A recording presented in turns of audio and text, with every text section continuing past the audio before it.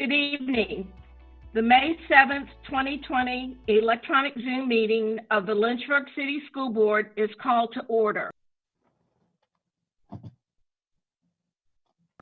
That in accordance with policy BDD, the Lynchburg City School Board may meet by electronic communication means without a quorum physically assembled at one location when the governor has declared a state of emergency.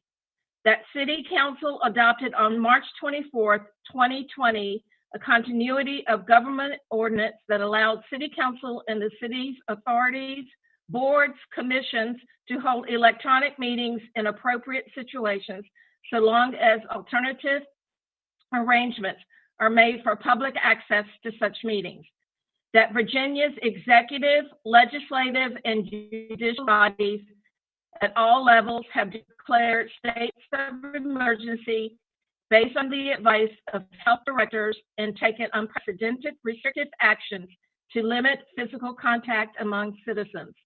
That the coronavirus makes it impractical and unsafe, even life-threatening for a quorum of the public body to physically assemble in one location. That the purpose of the meeting is to discuss or transact the business statutorily required or necessarily to continue operations.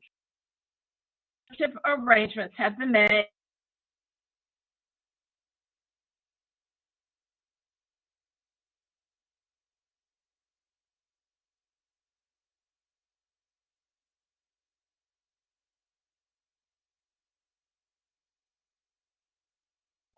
You're muted, Susan. I need to start over then, don't I? Go back to arrangements have been made. I think that's the last thing I heard. Sorry. All right, there are some statements that I need to make for the LCS board before we hold this electronic meetings. That in accordance with policy BDD, that Lynchburg City School Board may meet by electronic communication means without a quorum physically assembled at one location when the governor has declared a state of emergency. That City Council adopted on March 24th, 2020, a continuity of government ordinance that allows City Council and the city authorities, boards, commissions to hold electronic meetings in appropriate situations, so long as alternative arrangements are made for public access to such meetings. That Virginia's executive, legislative, and judicial bodies at all levels have declared states of emergency based on the advice of health directors and taking unprecedented restrictive actions to limit physical contact among citizens. That the coronavirus makes it impractical and unsafe, even life-threatening, for a quorum of the public body to physically assemble in one location. That the purpose of the meeting is to discuss or transact the business statutorily required or necessary to continue operations. Those alternative arrangements have been made for public access to the electronic meetings by streaming live on YouTube and broadcasting on Comcast Channel 17 at 5 p.m. Meetings are rebroadcast daily on Comcast at 10 a.m. and 7 p.m. and available online at the LCS YouTube channel. I have a few housekeeping matters to share. Make sure, unless you're speaking, your mic is muted. And make sure if you're talking, it's on. If you want to ask a question or make a statement, please send me a message through the chat option or raise your hand. Wait for me to call on you before you start speaking because there is a sound delay and you could be talking over the last person. I will now call on each board member attending this meeting to reply with here or present. Ms. Evans?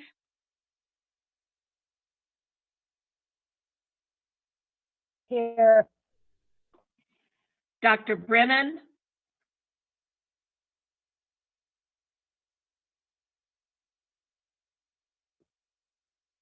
Dr. Brennan? Ms. Carter? Here. Dr. Coleman? Here. Ms. Morrison's here. Dr. Nillis?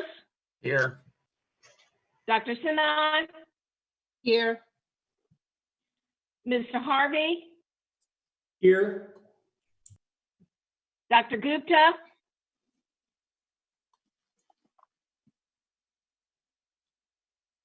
Dr. Gupta, Present and here. thank you. Dr. Brennan, Yes, I'm sorry, I'm present. thank you.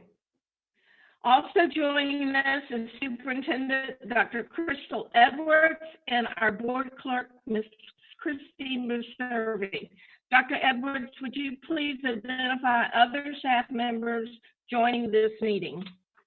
Yes, and I will go as in order that I see them. Dr. Coleman is here. Miss Womack is here. Miss Goslowski is here. Miss Hester is here. Mr. Journey is also here and also recording for us, streaming live. Miss Pugh is here. Dr. Bryant is here. Miss Brown is here. Miss Yeager is here. Mr. Beatty is here. Dr. Copeland is here, and I'm moving on to my second screen. Mr. Garcia Blanque is here. Miss Daniels is here, and Miss Lipscomb and Mr. Gatsky. I believe I got them all are here present. Thank you. And Miss Towns is That now also here. moves us. Yes, thank you. All right, that now moves us to the first item on the approval of the agenda for our May 7th, 2020. Is there a motion? I recommend that we approve the agenda for the May 7th meeting. Is there a motion? So moved, Madam Chair. I would second the. Thank you, Dr. Coleman. I would second to approve. the Dr. agenda. Brennan, that was a second. Okay, thank you. Any questions or discussion? I'm going to call roll call vote. Dr. Gupta?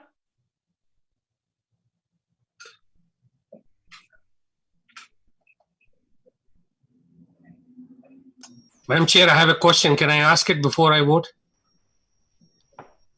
Yes. So I received this finance report at 4 o'clock today. I know it's on the agenda. I didn't have time to look at it. I don't know if the other board members did or not. So I don't understand. I feel like I'm in a very peculiar situation where I won't be able to participate as much as I want to, not without delving, deep into those numbers. So just wanted to say that. Okay. It is on the agenda for discussion, and I would say that after it's presented, we will have time for discussion, but can we keep it on, have a motion for approval? Are you going to vote for the agenda Yes. as it is? Yes, Dr. ma'am. Yes. Gupta? Yes. Thank Voted you. yes. Mr. Harvey? Thank you. Thank you. Here. Mr. Yes. Harvey? Mr. Harvey? Yes. Dr. Sinai? Dr. Sinai?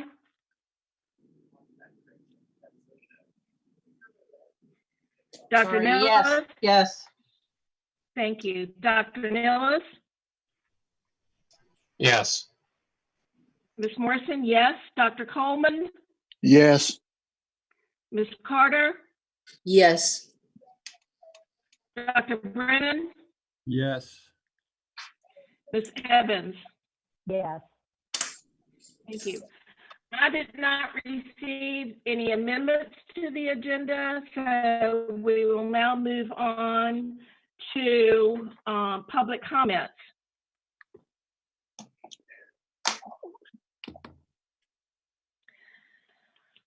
In accordance with policy BDDH, public participation, the school board welcomes requests and comments as established in the guidelines within that policy and is modified to comply with the governor's state of emergency.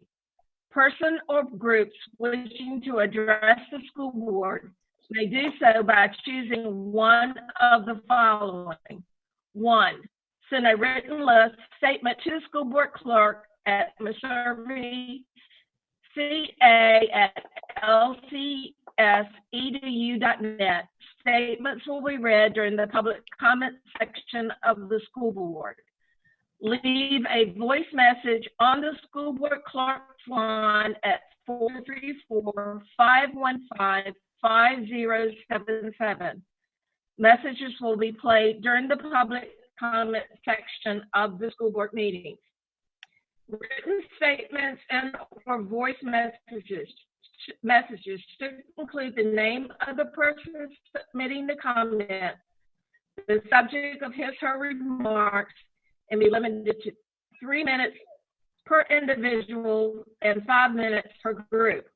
All written statements and or voice messages must be received no later than 2 hours prior to the start of the meeting. And Dr. Coleman is going to read, I think we have 5 letters that he's going to read tonight, and I think we have 1 voice message. Dr. Coleman? Thank you, Madam Chair. Dr. Coleman? Yes, can you hear me? Yes. Dr. All right. Coleman? Yes, we can hear you. Yes. Can you all hear me? Yes, Yes. we can hear you, Susan. You're Coleman? delayed, but we can hear you. All right. Thank you very much, Madam Chair. Yes. We have 6 statements that have been submitted, and I will read each of them within the required time.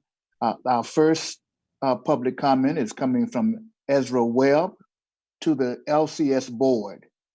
You cannot have an honest anti-discrimination policy if you do not make it clear what groups are being protected from discrimination.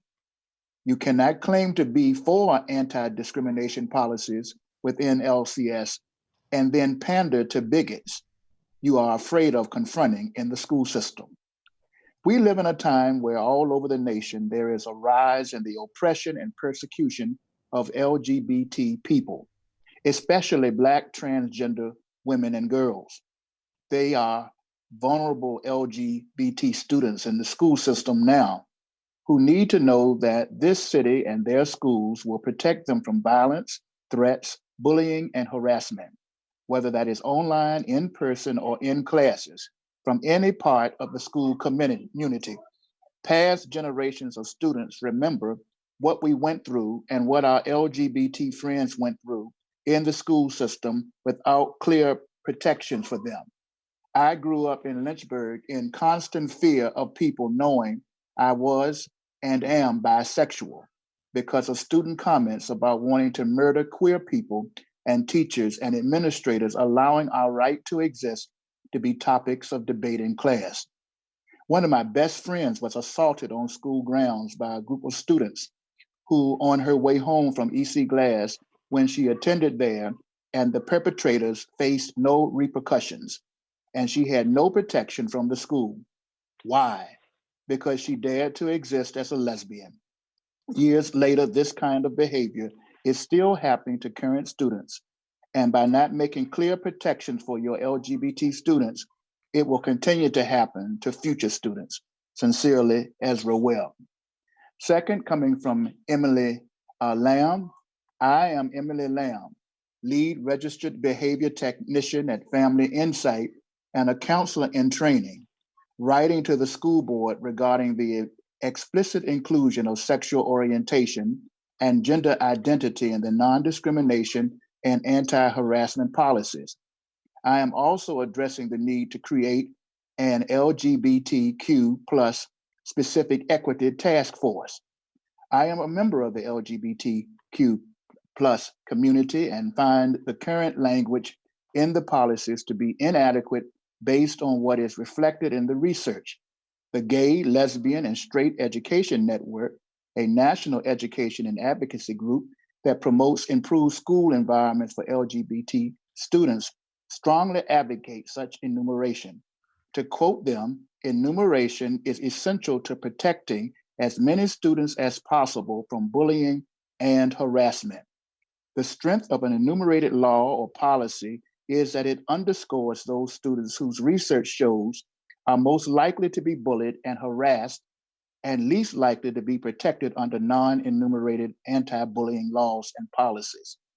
While enumerated policies specifically highlight the most vulnerable students, they do not limit the policy only to those students. All students are protected, even if they do not fall into one of the enumerated categories. Enumeration that includes sexual orientation and gender identity removes any doubt that LGBT youth are protected from bullying and harassment. After all, we often do not know which students are members of this group on top of the other vulnerable groups.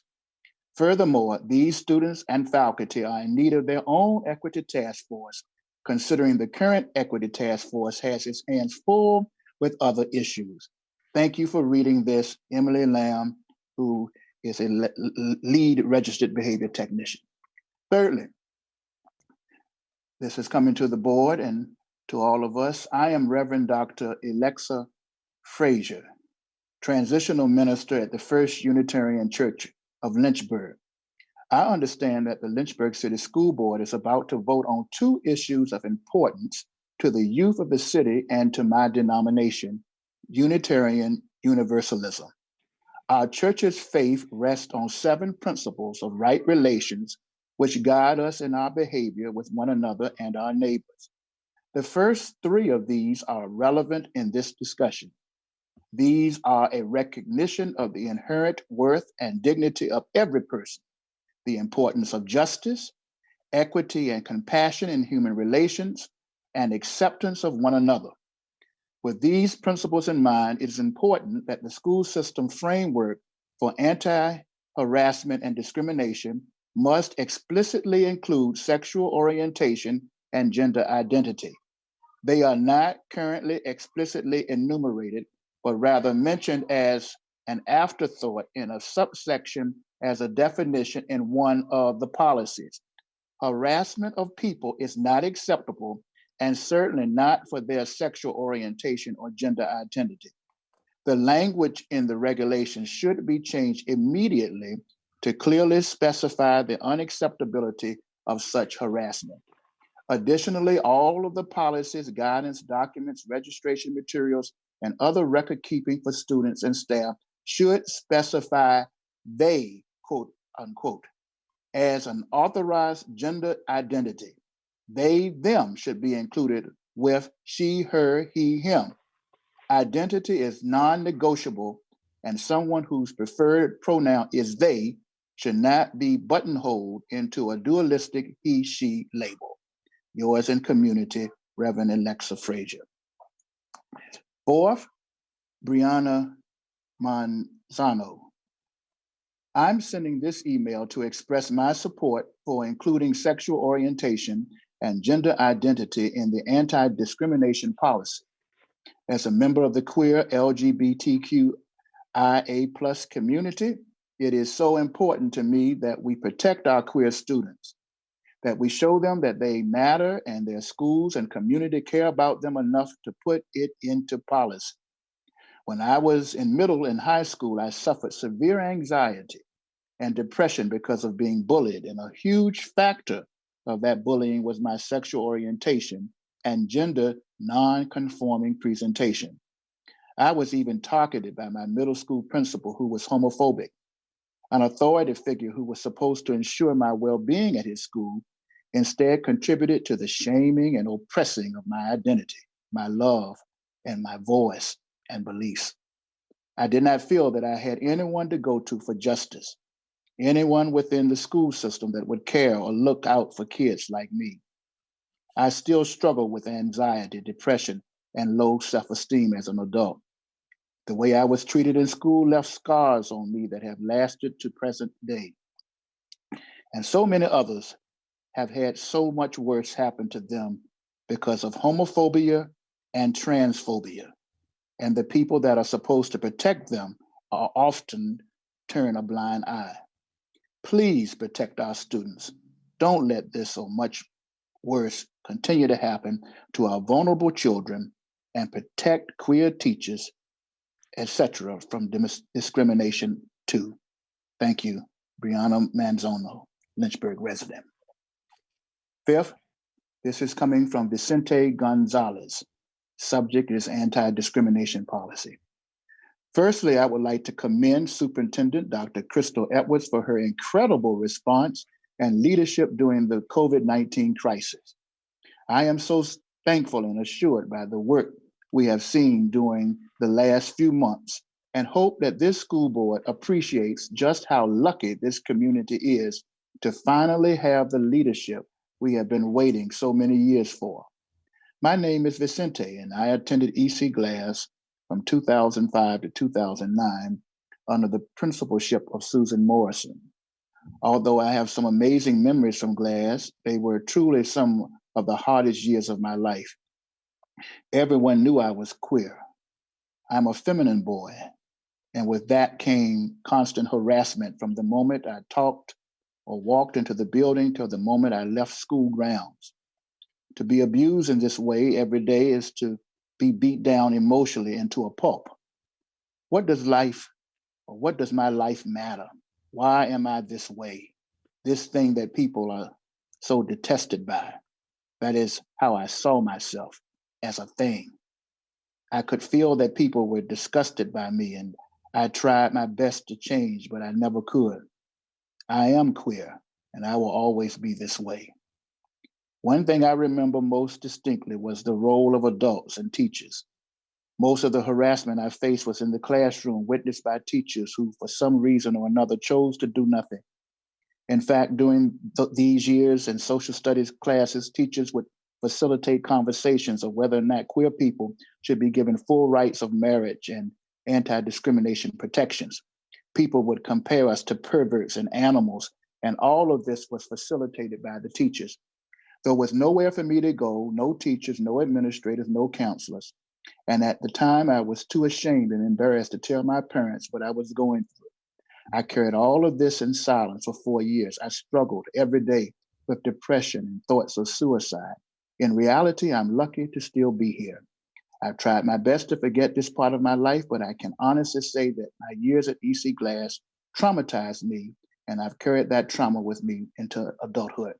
At this point, there's nothing left for me to say, but that I hope you will make the right choice to include gender identity and sexual orientation in the anti-discrimination policy. This school system has failed us for so many years. It's time to hold yourselves accountable. Queer is beautiful, queer is powerful, and no matter what you decide today, we will continue to exist. And finally, from Marianne Vernelson, who is person from Randolph College, good afternoon. I wanted to send an email imploring you to include gender identity and sexual orientation in the Lynchburg City School anti-discrimination policy. During my 7 years living here in Lynchburg, I have noticed that the city has become more and more openly accepting, and it's a beautiful thing. It has helped me grow to accept my own identity as a queer person, and I'm so incredibly grateful for that. Discrimination is something that no one deserves, but that is especially true for young people.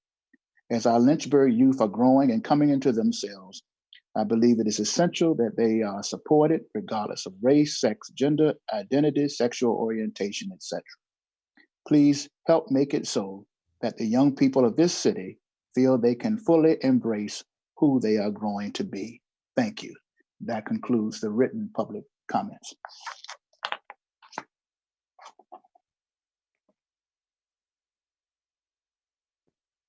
Dr. Edwards, I need to share my screen.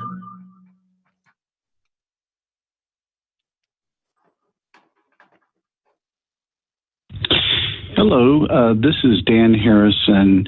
I'm the pastor of Church of the Covenant here in Lynchburg and the father of a former Lynchburg City School student. I want this message to be played for the school board meeting this Thursday, May 7th. And I would like to simply share that I know, first of all, I want to thank everyone for all that you're doing as in able to continue working with our students despite the pandemic, the many people who are putting themselves at risk to keep operations going. I just want to say thank you all so much for your hard work and diligence to care for our community's young people And then the second thing I'd like to say is simply to comment, as you are considering finally a vote to include all-inclusive language that refers to sexual orientation and gender identity as non-discrimination, as you look at the non-discrimination policy for the school. And I just want to applaud you, encourage you, first of all, to definitely vote to include such language. It is not unknown that across the nation, students that are in these categories are often targeted and bullied and feel very, very marginalized. And we as the parents, as the community, as the leaders of the community, want to ensure that the schools that provide support for all of our students and our church members and parishioners, that it will be a safe place. And so we can do that simply by adding in this language. Our state has done it, I believe, as well already. And I know that most of you are inclined to do so. And I just want to continue to affirm and encourage you to continue to stand up for all students, but especially these very critically marginalized students who are often most susceptible to self-harm and suicidal attempts and certainly thoughts. So please do your best to protect our students by including this language. It hurts no one by including it. So please do so, but it can save lives by including it. So please include it. Thank you very, very much for listening to me. Have a great evening and a very fruitful meeting. Bye.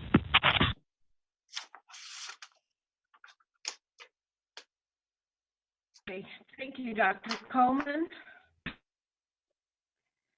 That now moves us to section D, the finance report, March financial report. Dr. Edwards.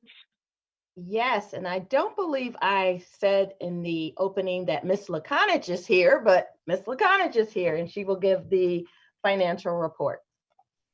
Good evening. Tonight I'm going to provide to you the March 31st financial report. The operating budget still remains as it was in the February report of $100,617,963.76. Received through March 31st, we have received 64.15% of our revenue, and that is in line to what we have received in prior years. We were, when I looked at back last year, we were at 64.17%. So that's in line with that. The expenditures to date has been 66.12% of our budget. I have attached a detailed revenue report and an expenditure report if you have any questions. The one thing I did want to point out on the revenue report is that there is, under the at-risk and the state items, under the at-risk, you'll see that we have exceeded our budget for that number. We received notification from the state at the end of March that due to a programming error, they had given us, given all the school divisions, fully funding that at-risk and actually exceeded some to some school divisions. And that excess that you're seeing in that line will be deducted from the basic aid line, that second line on that report. So I just wanted to point out that because it was already showing at over 100% of that state revenue. And the only other item for the state is the early reading specialist initiative, the $43,031. When we first did this budget, that was something that was, we met the criteria for that, and we no longer meet that criteria. So that $43,031 is not going to be coming in. The criteria was that they looked at the third grade reading SOL assessments, and you had to be ranked the lowest. And so we did not meet that criteria. So I just wanted to point those out because you're going to see 0% in that line item. The other items that you're seeing zero are foster care funds and your CTE funds. Those we still don't start receiving until May and June. So I just wanted to point those out on the revenue side. I've also included a summary of our March health insurance. We started the month with having a little over $850,000 in the account to fund our claims. And with the additions through payroll, employer contributions, direct payments, minus the admin fees and the claims paid, our ending balance is $629,851.19. So as you can see that balance has continued to go down. I do like to point out whenever we have months that have 5 weeks, because that's 5 weeks of claims, when in a lot of months you have 4. So when you're doing the comparisons, that it does cause some of the fluctuations. So I did want to point that out. I still consider this report to be our pre-COVID report. April will be the same. We aren't going to start seeing the impacts of any revenue losses until May. So we are closely monitoring that. Do you all have any questions?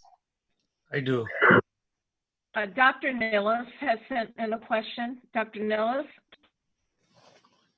Yeah, my question was, are you seeing any impact, any COVID impact? And you just answered that no at this point, but you do expect to see that at the beginning of next month? Correct. So there is a delay of 2 months before we receive it. We'll see the impact of any reduction in our sales tax. So we're expecting to see that in May. We will get our first payment. We get our payments twice a month, mid-month and the end of the month. So we're very anxious to see what our payment is on the 15th. We are closely monitoring everything, but we have not seen any impact. I've already done the April report because I keep it up to date anyway. But we weren't anticipating to see any reduction until possibly May, June. And because we pushed back our July sales tax receipts, that too will impact us this year. We have been doing some different projections, just some scenarios of what kind of, if the sales tax loss is this versus, another projection, and we can present that when we have our next finance committee meeting. Dr. Brennan? I have questions from Dr. Brennan, Dr. Gupta, and I think Ms. Carter. Dr. Brennan. Yes, Mr. Khan, thanks very much for this report. And I know we're all interested in the COVID effects. And looking at the revenue as far as the listed for lottery per pupil allocation, for this year, we received about 45% of what we should be receiving. Is that pretty typical for the lottery to be behind? And also the sales tax looks like that's almost at 70%, which looks pretty good. But is the lottery usually less? That's one question. The other question is, are we seeing any impact as far as either expense or benefit in transportation with what we're doing with feeding and supplying foods to the children? Okay, so the first question about the lottery funds, that is the 45%. That is typical. We do not start receiving our lottery funds until January. So that is completely in line with the previous years. The sales tax is one of those things that isn't guaranteed. Actually, if we compare previous years, at this point in the year, we usually have received about 75%. We were actually trending higher this year, and we're looking at 77%, which was good, but we know that the next few months are going to be down. So we're just closely monitoring that. As far as savings, yes, we had projected savings from COVID, and some of it was the transportation costs. They are still running the bus routes. It's not every day, so you do see some fuel savings. That was part of the calculation whenever we were looking at the cut we had this year with the city, when the city reduced us the 1.5 million. So that was one of the things whenever that was on the tape, when that was being discussed, that we went in there and looked to see what those savings were. So we have gotten that information together as well. And I know that you had requested a finance committee meeting, so we can go over all those in greater detail. The food service, as far as the meals and all, that's a separate fund. It's a different entity, basically. The school nutrition program, they do get reimbursement for their meals. We do not get reimbursed for the transportation costs. Thank you. Gupta? All right. So I see we are underwater by about 180,000 on health insurance, and you talked about that. So now going back to Dr. Brennan's question on expenditure, on a year-to-year basis compared to last March and last April, do you see savings, and how much is that in dollar terms? When you say, do we see savings as far as, I mean, we see Expenditures are less, were we less. see that the fuel just the fuel cost itself has been down. That wasn't necessarily COVID. We've had a mild season weather-wise, so we've had some decrease in your utilities. Again, that's not COVID related. So we have had some savings. We still had some positions. We talk about the bus driver positions that are still vacant. There are positions that we have not filled because all these savings we need with this uncertainty, and we've set that aside just to deal with these projections, not knowing what our revenue is going to be. So what I was asking is, compare last April of 2019 to April of 2020. What is the variance in expenditure, negative or positive? I would have to go back and look at that. I did look at the revenues. I'd have to get that to you, but I can do that. Because that will give us his answer Okay. for savings. How much savings have we had from last year to this year? Okay. Thank you. Ms. Carter, did you have a question? I didn't, but I do now. Regarding our ADM, when is that calculated or figured, and how do we do this year? And what are they basing it on? Have they changed the formula, or has? I don't want to speak on the formula because that doesn't come out of my office, but I know that the last update that they had and projected was 7788. I know that we received notice from the state, it was 7808, if I'm not mistaken. So it was higher than the state projection. But that's sort of that, we received that notification late last week. So I don't know if it hasn't been published and updated in the calc tool. Thank you. Madam Chair. Dr. Coleman? Yes, Kim, as it relates to devices and access points, I know going forward, we're going to need to look at that. But have you seen, or do you anticipate seeing any challenges with what we will have to deal with in terms of students returning devices or additional devices needed, access points to cover the equity issues we may have in remote learning? I would like to defer to Ms. Pugh if she's available. She could probably speak to that more so than I would. Sure. We have ordered already and received external access points for all of our schools. They are up and in place at 8 of the 9 initial locations that we identified across the city. We're also working with a community partner, Gospel Community Church on the corner of Bedford Avenue and Rivermont Avenue, to get an external Wi-Fi access point up there as well. We will continue to work and provide external access to the internet at all of our schools, and hopefully that will be completed in the next 2 weeks. As far as devices, our students currently in 6th through 12th grade have devices that are issued as part of the LCS 1. And my team has been working with Ethel Reeves and her Family Connect team to identify families in need of devices and access to the internet, especially at the elementary level. And we've begun to issue devices to families who have elementary students. At this point, we have adequate devices to cover that need, but should return to learning look different in the fall, then we potentially will need to have additional devices. And that was not accounted for in our current operating budget. Thank you. Dr. Gupta, did you have another question? Yes, ma'am. About the CIP projects, which were the money which was allocated or put aside, are we going ahead with them, or they have put on sort of an abeyance train, for later date? My understanding they are continuing. Dr. Copeland, can you just confirm that? Yes. So have got no indications from the city that there's any changes to CIP. So I was going to give an update at the end of the meeting, but everything is progressing as we had planned. And we've actually moved some projects up and started them early since children are not in the buildings. And Dr. Gupta, I did go back and took, I'm sorry, Dr. Coleman, were you finished? I'm done.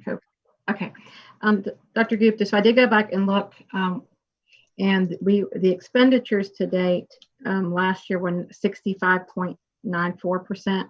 I just wanted to point out that even though ours looked a little higher, we did have the school buses that came over and that were from prior year that could distort that, because that was significantly higher than the prior year's encumbrance in 2019.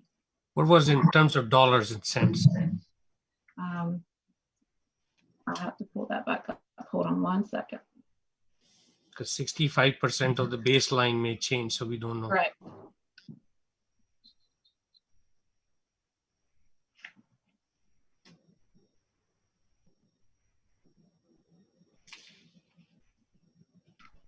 It was 64,760,355.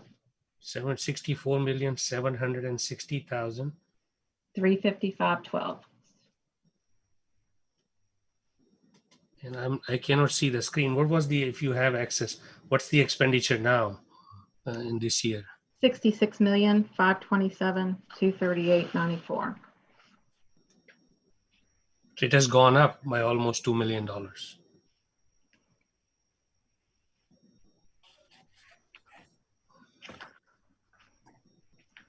But again, some of those were the buses and so the prior years, but we can look at it and give it to you in detail by the division. Thank you. Are there any other questions? So, Madam Chair, I want to make sure that I'm clear. So what we're seeing tonight does not bear adequate reflection of what the next report will look like, when we will have a better feel for what we've been dealing with and some of the impacts. This is pretty straightforward, as it was when we were actually functioning in the way that we were. Okay. Right.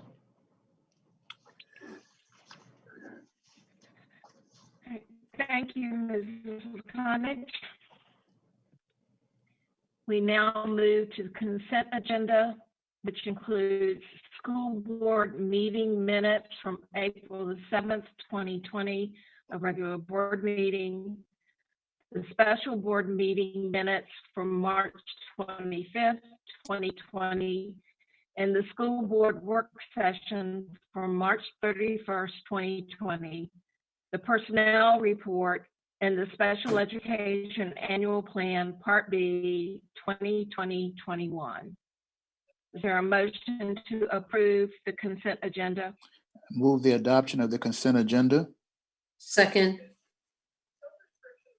Thank you. I have Thank you, Dr. Coleman. question. Thank you, Mrs. Evans. Where are the meeting questions? minutes at?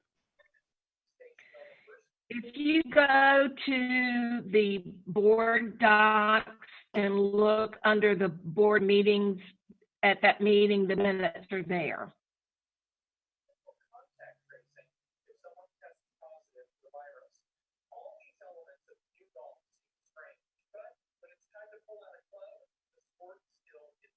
I don't see them, but if everybody else does, then They're there. okay. You referring to the April the 7th? Yeah, I see them. That is where they're now posted. If you go back to that April meeting and look at the minutes, that will be there. We have any other questions or comments? We have a motion by Dr. Coleman and a second by Mrs. Evans. Ms. Evans, how do you vote? Yes. Dr. Brennan? Yes. Ms. Carter? Yes. Dr. Coleman, Yes. Mrs. Morrison, yes. Dr. Nillis, Yes.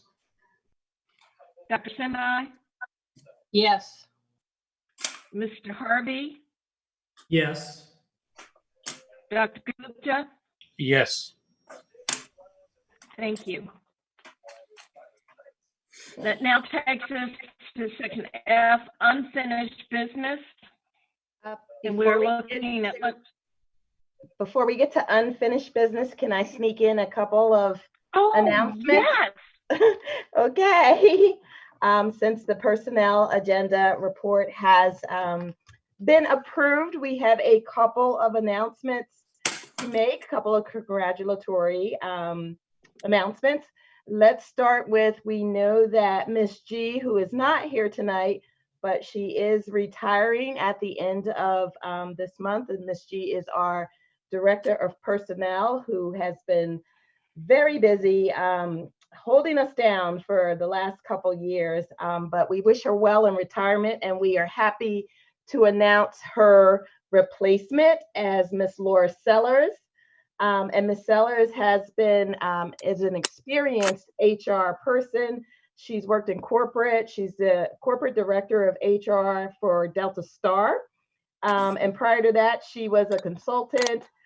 She's worked for Sellers HR. She's done a lot of training, and we are looking forward to having Ms. Sellers join the Lynchburg City School family, while also wishing Ms. G a wonderful, wonderful retirement. That's one of four.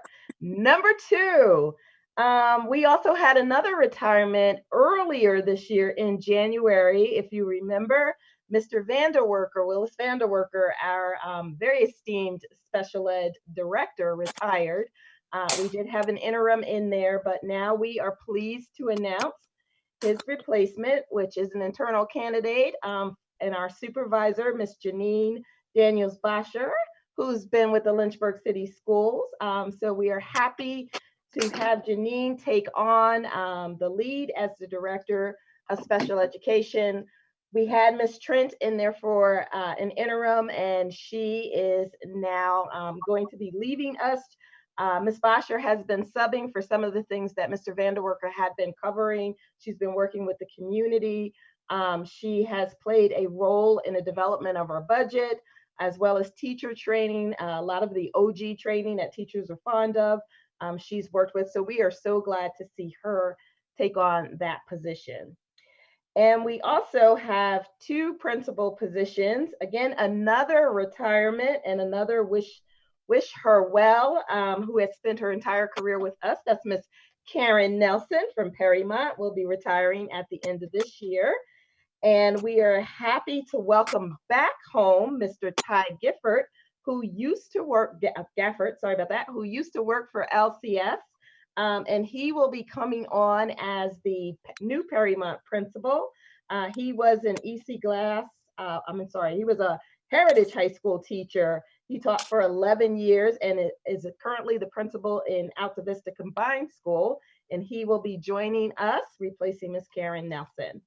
And then finally, we have one more announcement to make in terms of our current EC Glass principal is resigning for personal reasons. And I'm proud to announce that the new EC Glass principal is going to be the former or current associate principal, Ms. Rose Flora. And we are happy to see her step up and take the reins. And as you know, Ms. Flora, it bleeds blue. She's been at EC Glass. She's a champion, a cheerleader for children and the staff there. So we are so excited to have her take the leadership there. And those are four positions, three of which were retirements, and one was a resignation, for key positions that we are happy to have those replacements join us. So thank you. Thank you, Dr. Edwards. And we're very excited about these great individuals taking over leadership positions. Welcome to LCS if you're coming back. Madam Chair? Yes, Dr. Coleman. If I could just add that all of those persons is just wonderful. And when the superintendent mentioned Ty it is important also to note that he is the outgoing chair of the Virginia High School League. And I was on a meeting with him earlier today, and I didn't know where he was going, but now I do.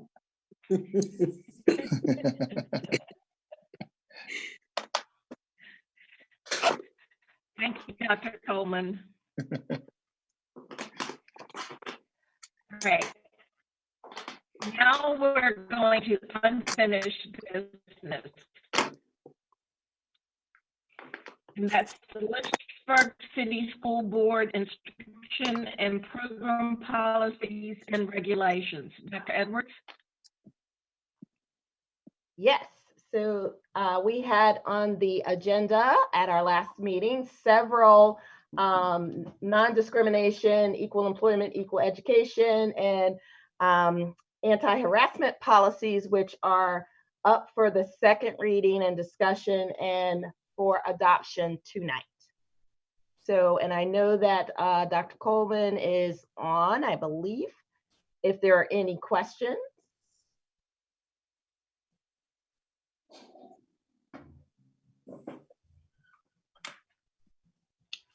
I have one question, and I guess it's probably more directed to Ms. Towns, as well as Dr. Coleman. Are we clear or confident that there's no other there aren't linkages with other policies that are going to need to be cleaned up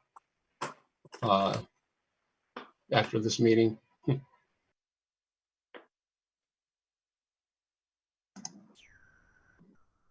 None that I know of at this time. Thank you.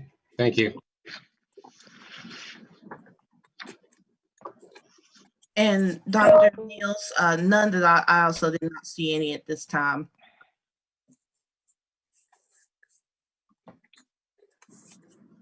So the policy that we are voting on tonight reads, the Lynchburg City School Board is committed to non-discrimination with regard to race, color, religion, national origin, ancestry, political affiliation, sex, sexual orientation, gender, gender identity, age, marital status, genetic information, disability, or any other characteristics protected by the law.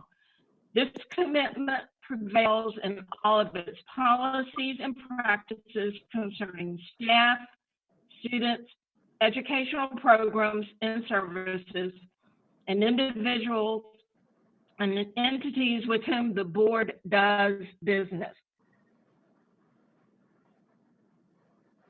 Are there any other questions? Madam Chair, did you want to share This is what? for action tonight. Is there a motion? I move that we approve the policies. Thank you, Dr. Cook. Thank you, Sharon. Second. Is there a second? Second. Ms. Evans? I would like, it was the motion by Ms. Carter and a second by Ms. Evans. I would like to share that I did reach out to VSBA and Elizabeth Ewing and a teacher at East Glass High School who has worked with the Virginia Center for Inclusive Communities to get feedback about what's happening on language with he, she, they, them.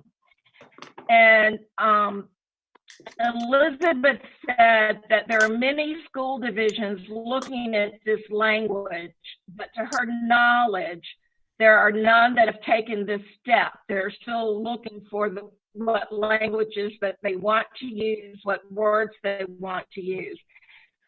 Mrs. McCormick said the same thing. When they use, it is as a message of inclusion. It's definitely, we're seeing, Jonathan said, we're seeing more of it, not as, mostly though in large corporations. but the school divisions around the Commonwealth are looking at this language, but they've not made decisions from what Elizabeth knew on what languages to use.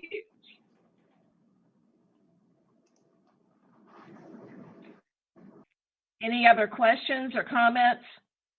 Susan, can I just make a Are comment? we ready to move forward with this vote and then continue to look at the language of he, she, they? Susan, can I make a comment? Yes, Dr. Brennan. I just want to, Dr. Brennan. thank you, Ms. Morrison. I just wanted to thank Dr. Edwards and her staff, and also Mrs. Evans and Ms. Carter, who worked so hard on these policies for such a long time. We know we've addressed them for many months. And I think we really spent a lot of time to make sure we get this right. And hopefully in the future, using the term they and them will also come along as it will with other school districts. And I want to thank all the individuals in the community who've also made comments either publicly or privately about this. So I just want to support the board for their move, and those particularly people, Dr. Edwards, her staff, and Ms. Evans and Ms. Carter for their work on these policies.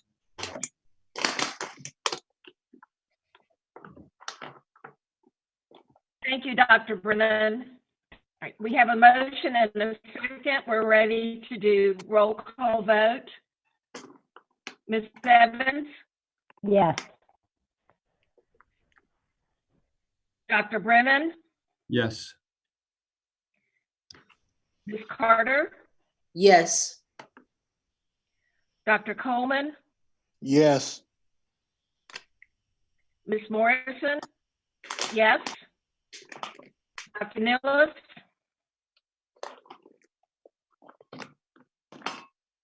Yes. Dr. Sinai? Yes. Mr. Harvey? Yes. Dr. Gupta? Yes. Thank you. The motion has been passed unanimously by the board. That now takes us to new business. The first is a very exciting new business item. High school graduation 2020 plans. Dr. Edwards.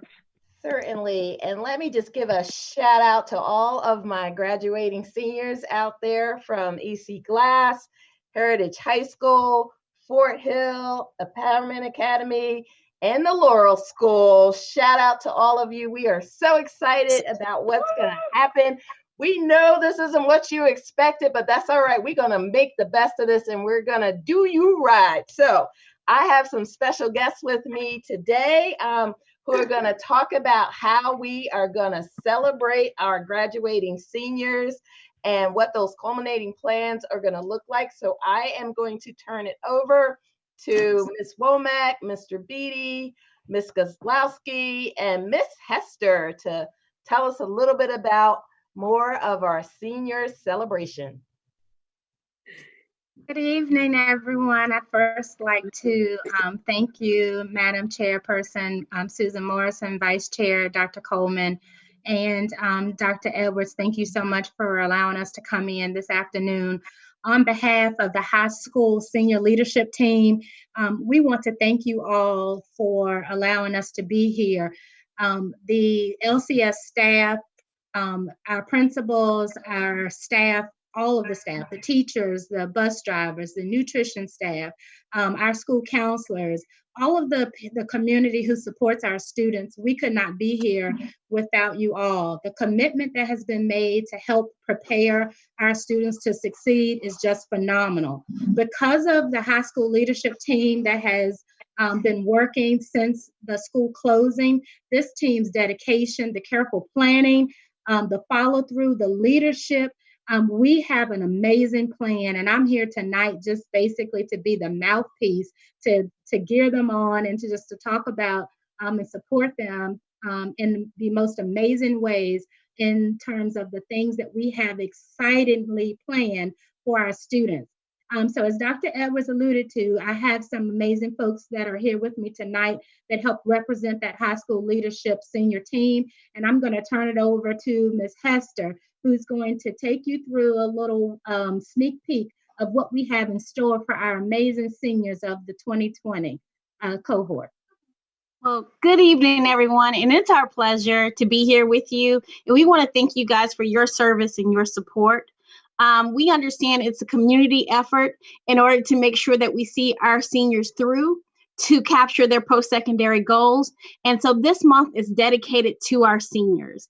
And so we're recognizing them from May the 11th all the way to May 31st. And we have themed weeks because we understand it takes educators, it takes our community, it takes our families, and it takes our school, and it's all inclusive. And so I think Austin's going to share the screen and be able to see with us just a little preview of what each week will look like for us, for our seniors. I don't currently have that at the moment. Okay. But you should have the ability to share the screen. Well, I can do that. Dr. Edwards had the presentation. Do I have it? I can pull it up on YouTube off our website if Well, it's not a problem. I can share it. Okay. Sarada can share it as well. Okay. Yeah.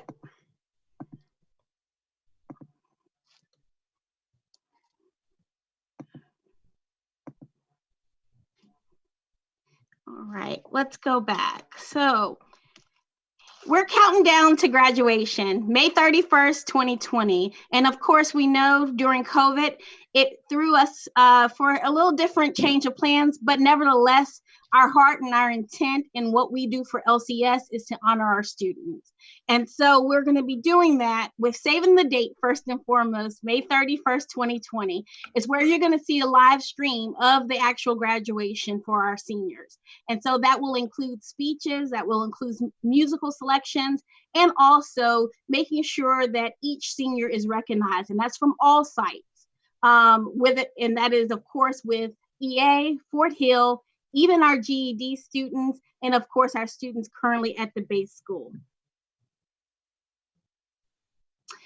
We broke it up into weeks because, again, like I said, we know it's a community impact. And so therefore, May the 11th through the 15th, we have How You Have Inspired Me as an Educator Week. And so from our pre-K all the way through to our school board and to our different LCS educators, you're going to be able to send messages, videos, pictures to our seniors to let them know how they have inspired us. We always think, of course, these are the babies who were born in 9/11. And so they're quite the resilient group. And we want to honor them and let them know not only are we impacting them, but they're making a great impact for us. May 18th through the 22nd is where we want our community to be involved. We have so many community members and businesses who want to show our seniors love and want to let them know that they're celebrated and that they're recognized, and the work that they have done is definitely noted and has made a difference as a citizen in Lynchburg City. And then May 25th through the 29th is all about seniors. And at that day, that is where we'll be able to have our seniors take their cap and gown pictures, at socially distanced, of course. And we have more in our plan how we'll do that, because we'll have to definitely break them up in groups and put them in different parts of the campus. But we know that's very important for families to get their pictures in their cap and gown and holding their diploma. We're also going to be doing some virtual award ceremonies, so our businesses can be able to share videos of scholarships and the donors. So therefore, we can still keep that going for our seniors. And then you'll also get to see just T-shirts and yard signs. And so again, it's all about seniors on that week for us at LCS. And then of course, May 31st is our graduation day. It's the countdown for us.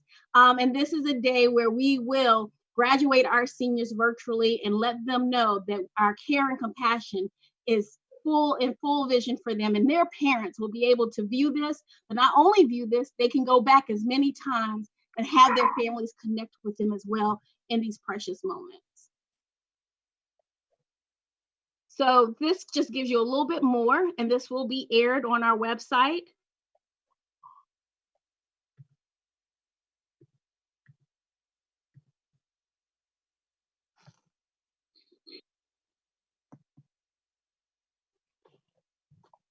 And then on June 1st through the 5th, we will be able to actually give our seniors their diplomas.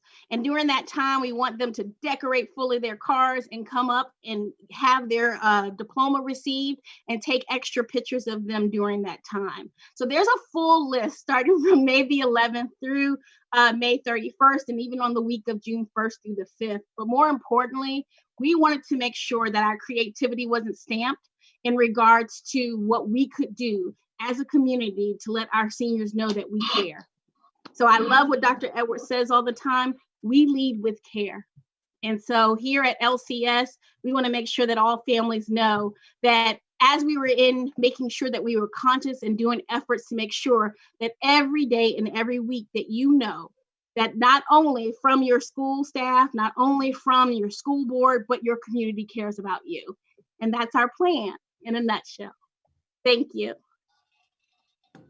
Thanks, Sarada. And I also want to just thank that senior team for both high schools, Empowerment Academy, Fort Hill, and everybody working together to make sure that this is a special time for our seniors. And I just want to give a shout out to the Beacon of Hope, who's been showing our seniors and where they've been getting accepted on social media. That's been great and wonderful.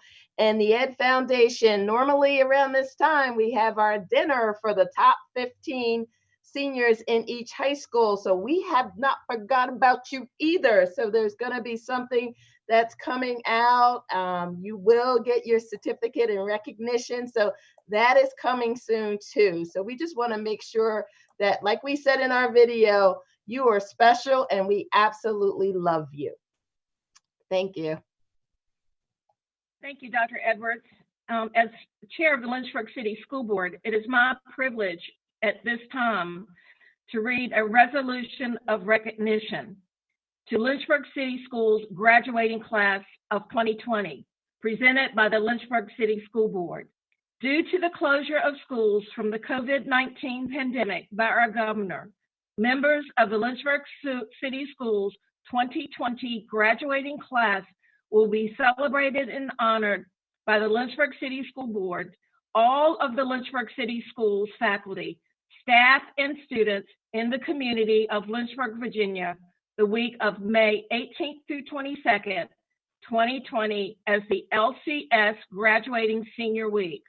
Whereas for the year of 2020 only, all Lynchburg City Schools, board members, students, faculty, and staff, and the community of Lynchburg, Virginia, will come together during the week of May 18th to 22nd, 2020, to show our support for our 2020 graduating class, as traditional graduation is not occurring at the end of the school year due to the COVID-19 pandemic safety guidelines. And whereas for the year of 2020 only, all Lynchburg City Schools, school board members, students, faculty, and staff in the community of Lynchburg, Virginia, will celebrate the achievements of our 2020 graduating class by displaying colors of blue and orange throughout the community to support and celebrate our Lynchburg City Schools 2020 graduating class. Whereas the Lynchburg City Schools graduating class of 2020 students have distinguished themselves locally and statewide and have earned these achievements as students of Lynchburg City Schools.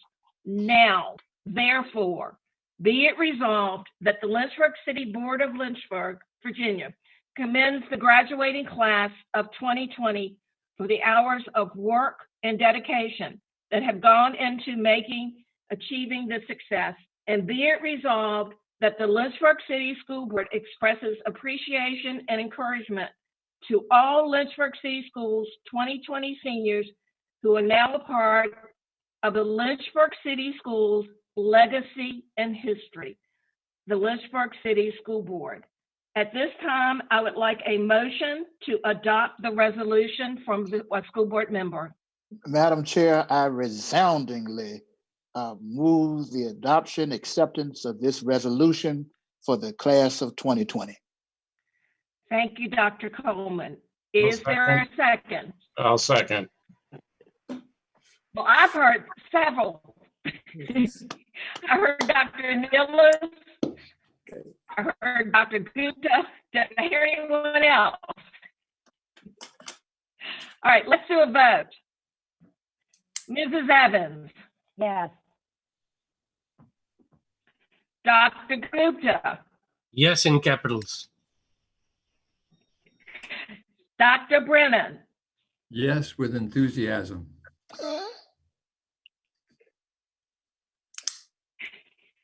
Mr. Harvey.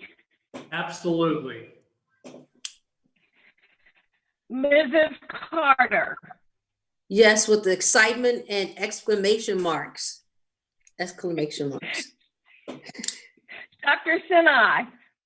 An exuberant yes. Dr. Nicholas. Yes, with fireworks. Dr. Coleman. Yes, with what everybody has already said. Yes. And Mrs. Morrison says yes 3 times what everyone else said. Now, we also know that I've already ordered my blue and orange ribbon to decorate my tree. Ms. Morrison, you're breaking up a little bit. Adopted by Lynchburg City School Board, May 7th, 2020. Congratulations, class of 2020. And Madam Chair, I don't know if it's out of order. Resolution? I don't know. Yeah, I heard part of it. She said it's so in and out that I can't keep track what's being said. But Madam Chair, I don't know if it's out of order, but I'm gonna stand up where I am. I may not be seen, but I just want to clap for those graduates, and I want to clap for our creative team that put this together. That is sensational.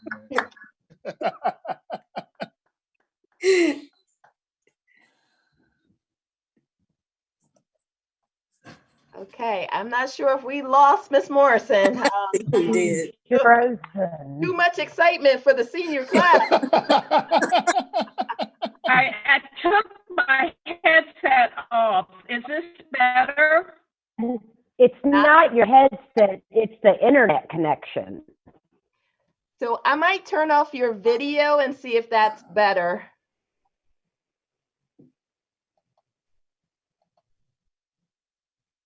Can you talk now?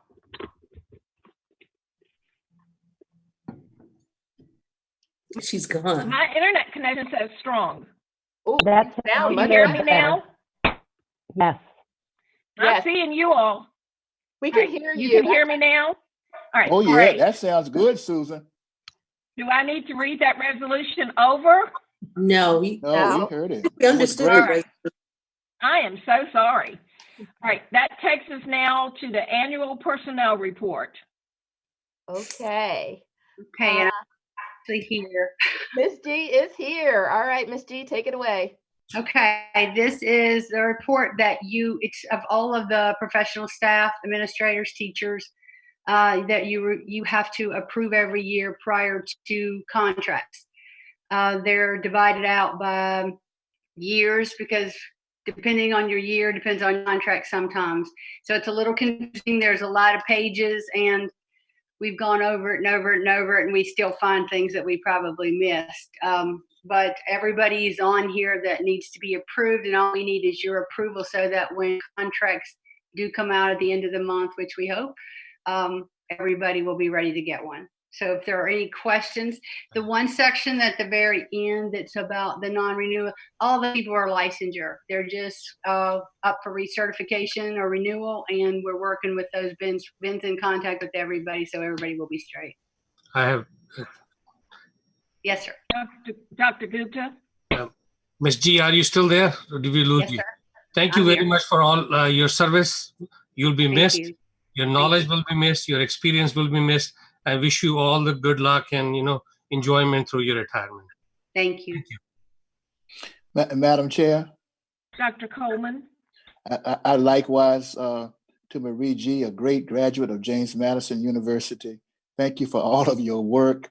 And going forward with our annual report, you feel okay with our ability to pass the baton on in pretty good shape?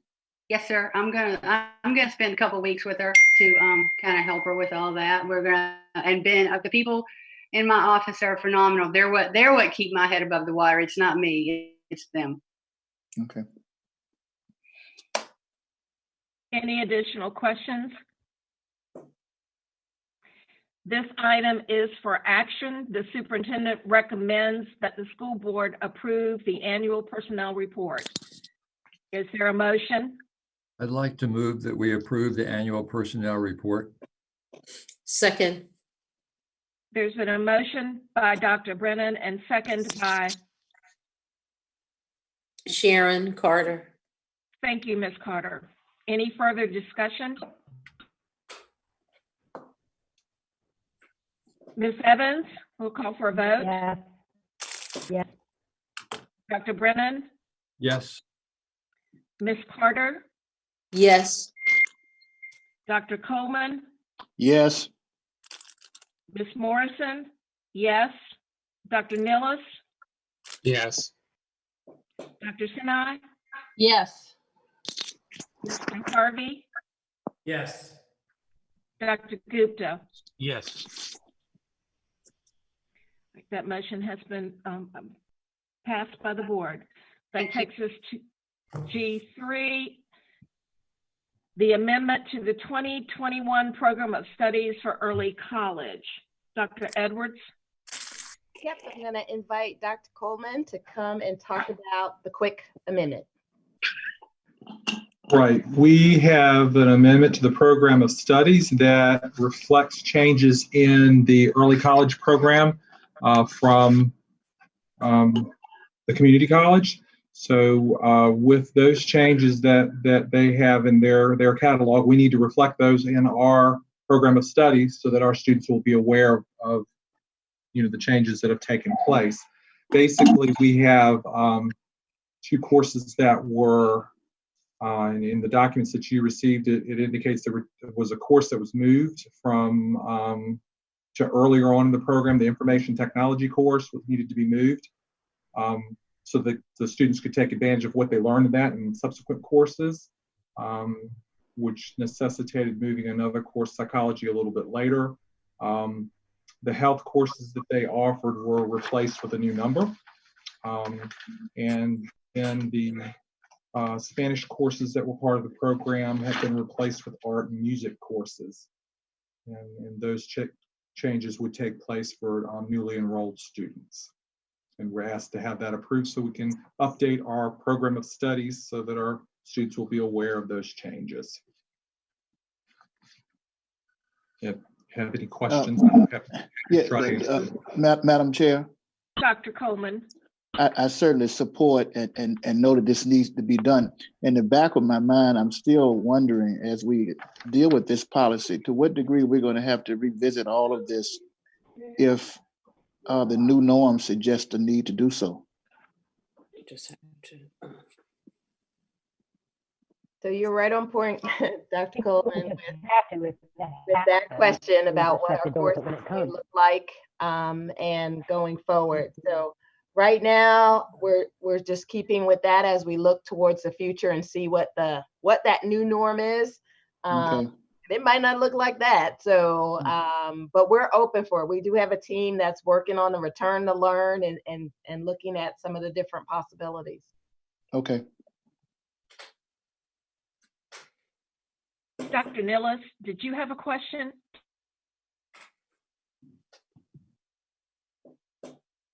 Yeah, I'm having trouble with my screens here. On the Spanish, why is Spanish no longer considered for early college? Is that a college decision, or, I mean, are there other foreign languages that count for college credit, but Spanish is out, or none of the other foreign languages count? So just some background for that. Right. It was a college decision. I think they're looking at it from, in conversations I had with them, with just information they gained from students who were taking the courses, and a large number of our students do start taking foreign language very early with us, and they really were looking for other humanities courses at that time to fulfill the requirement. That's just what the information I gained from them, and that's why the college made the change to best meet the needs of the majority of the students wanting to participate in that program. Okay, thank you. Are there any additional questions?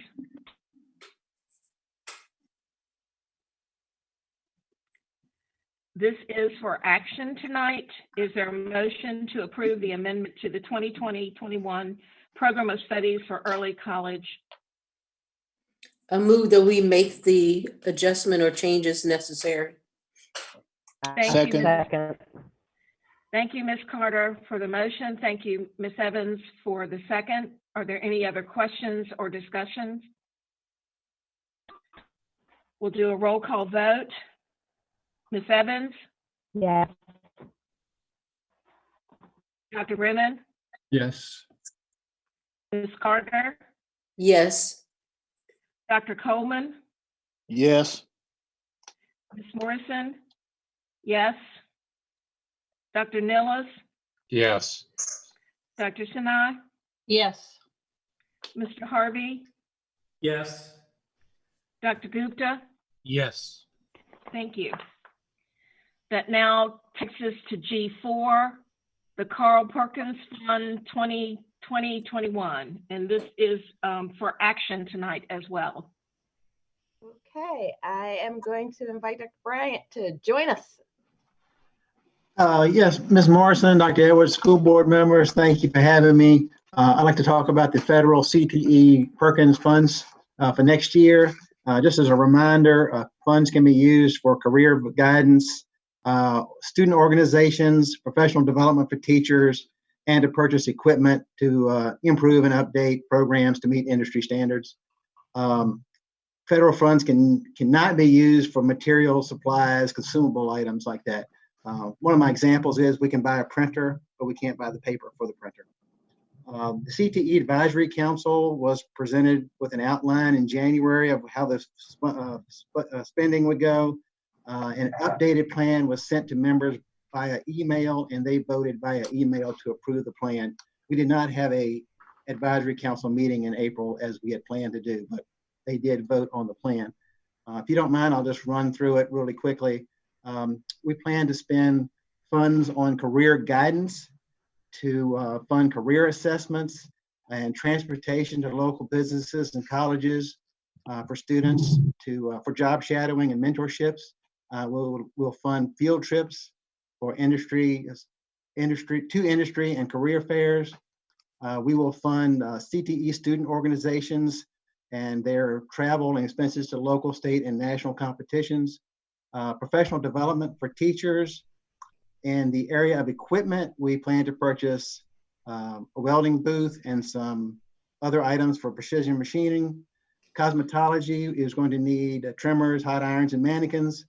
The computer systems technology class, which teaches cybersecurity. We'll be purchasing network switches, towers, and some advanced software. For business and technology, we plan to upgrade the labs at Dunbar Middle and Lincoln Middle. For the drafting and engineering class, we'll be purchasing computers for them so they can update their software. Criminal justice will be purchasing virtual tasers and some virtual simulation units. For the sports medicine lab at Heritage, we'll be purchasing a Normatec pulse recovery system. Technology education, we'll be updating our labs at Sandusky Middle, Lincoln Middle, and Dunbar Middle with computers and some modules. Culinary arts, we're going to be purchasing a grill, some burners, work tables, and a knife set. Automotive, we'll be purchasing alignment system and battery charging system. And for laboratory safety, we plan to purchase some safety lockable storage cabinets for chemicals and flammables and also safety glasses. That concludes my report of how we're going to be spending the money. Thank you for your support, and thank you for Mr. Harvey for serving on the advisory council. And I also saw him at EC Glass judging a contest. Sadly, those students advanced to the state contest, but they did not have their state contest this year. But we really appreciate it. They enjoyed the experience of being in the regional contest as well. So if anybody would like a tour of CTE you haven't been through in a while, please contact me. And back when we're going full strength, I'll be glad to give you a tour of what we have going on at both schools. So thank you very much, Ms. Morrison. Thank you. Are there any comments or questions from the board?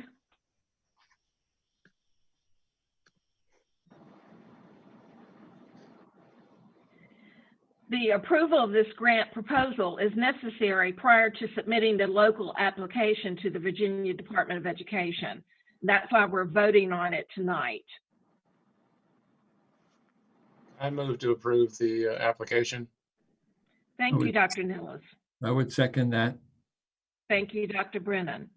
Any other questions or comments? Call for a vote. Ms. Evans? Yes. Dr. Brennan?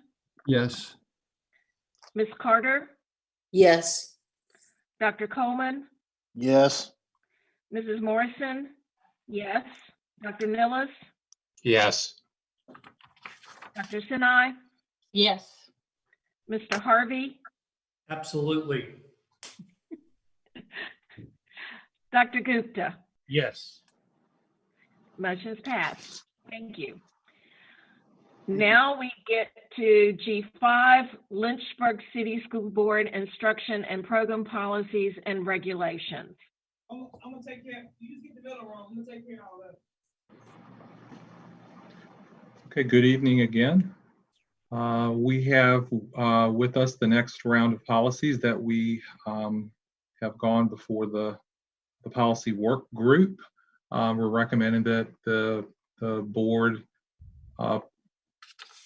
hear these, and that we're being recommended for the VSBA policies that were updated, and some that would replace the older policies that were in place, and some are just updated VSBA policies that are up for review. Please note that the policies have been, of course, personalized to reflect Lynchburg City Schools. For these ones that we're doing tonight, some of these relate more to my area, and some of them relate more to Ms. Brown's area, so we'll kind of work together on this. I'll run through a few of the points of reference or kind of highlights from this. With one of the new policies, IGBGA, one change that was in that one, it is a VSBA policy. The committee recommended that the language during the regular academic year be added to that for clarity. For other new policies, JFCA, that one is the teacher removal from class or removal from class. The title was amended to reflect removal from class, which is how it is written in the code. The committee felt that was most appropriate, and it was also a slight amendment to that one was regulations was changed to policy, since that's what we follow. JECB, the VSBA language to allow home instruction students to enroll as part-time students to participate in JROTC was a policy that was updated by VSBA. That reflects the changes in the federal guidelines for that, because that program is federally funded, and that is who they would like us to include. So VSBA modified the policy, which also we had an update to the policy JFC, and that one and or threatens was a part of the language that was changed in that one. That's also VSBA policy to the bullet on the first page. The language in that policy differs from the previous one. In my opinion, it more reflects the school setting and less of what would be considered criminal code. With those the main ones that I wanted to discuss, and I'll kind of open it up for questions, and between me and Ms. Brown, we'll do our best to answer. I have a question. Dr. Sinai has a question. Okay.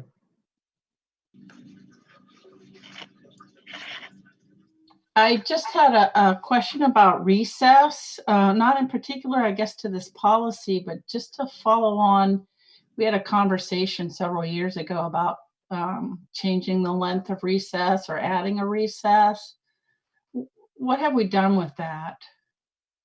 Have we pursued that? I'm not aware of that.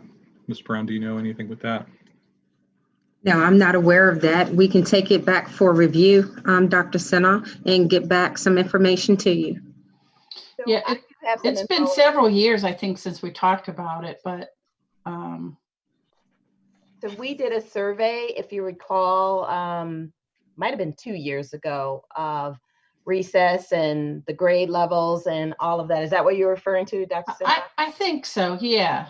Okay. So we did do a survey, and we did actually, some of the principals had proposed schedules which would change the times. We looked at personnel. We also cross-referenced that with some of our discipline to see where some of the hot spots were. And recess seems to be one of those places where we're a little rambunctious sometimes. So I don't have that data in front of me. I know that we did review it, and I think that we actually made a recommendation about the times, particularly in the elementary school. And I think there was a push to go upwards to an hour, but we did not go upwards to an hour. And then we also talked about breaking up the day so that during the day that kids would have stand and stretch and exercise, and they were using all kinds of things to make sure that they're moving around and not just sitting and then waiting for the recess time. But I can go back and find that data for you.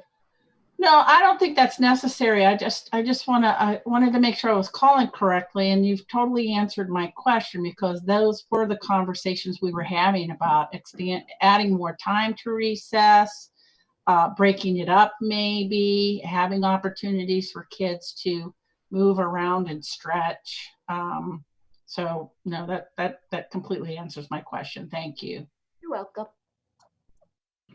Dr. Brennan has a question. Thank you, Ms. Morrison. I have a couple of questions. One is on policy JFCA, which is removal of student from the class, which is on, I think, page 16 of our agenda, or of the policy statement. Ms. Evans was nice enough to talk to me yesterday about a lot of these policies to help clarify things. And my understanding was that this is actually a new policy that we've not had before, that sort of tries to add parameters to when students can be removed from class for discipline reasons. And I guess my first question is this all brand new, and should we spend some time on it? And then specifically, I have a question of, it doesn't really address the length of time of removal from class. I can't quite figure out what the difference is if a student is removed from class for 30 minutes or from a day or 2 days. What is the length of time being proposed that they would go through this process? And then does the parent or guardian have a recourse to the decision to remove the student from class? I see that the teacher has the ability to take it to the principal and to the superintendent if there's issues, but does the parent or guardian of the child have the ability to go higher with that decision?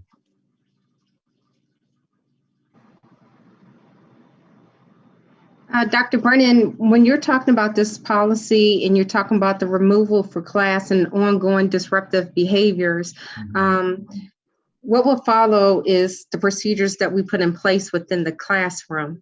To answer the first one, and I want to make sure that I heard you correctly, could you restate the first question to make sure I get it right? No, sure. Thanks very much. So my first question, actually, is this a brand new policy? Have we seen this before? Is this a new policy? And then I think my main question is, do we need to define the length of time that the student is removed from the class that this policy would pertain to? Okay. If it's a brand new, in terms of, is it a brand new policy? In terms of outlining the criteria and requirements and procedures for their exact removal, that part is new coming from VSBA. In terms of teachers being able to remove disruptive students from class, we've had that in code in our writings previously.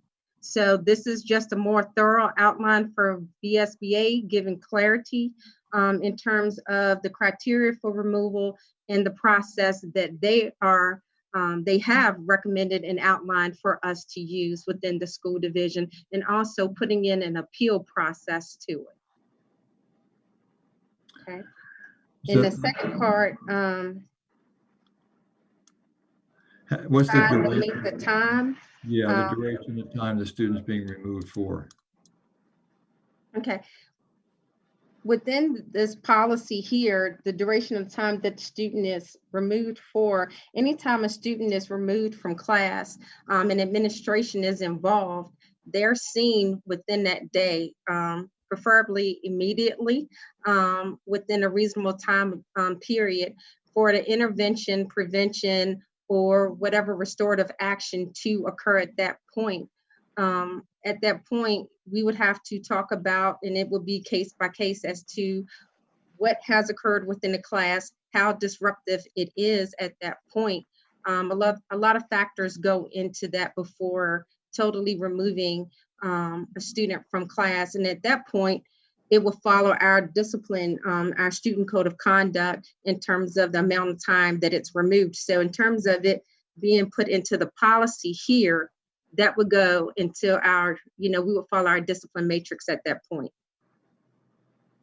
And in the policy, Dr. Brennan, on page, I guess it's 2, it talks about the principal shall determine the amount of time. And just in practice, that could be anything from just sit here for 30 minutes to calm down, go to the timeout room or something like that.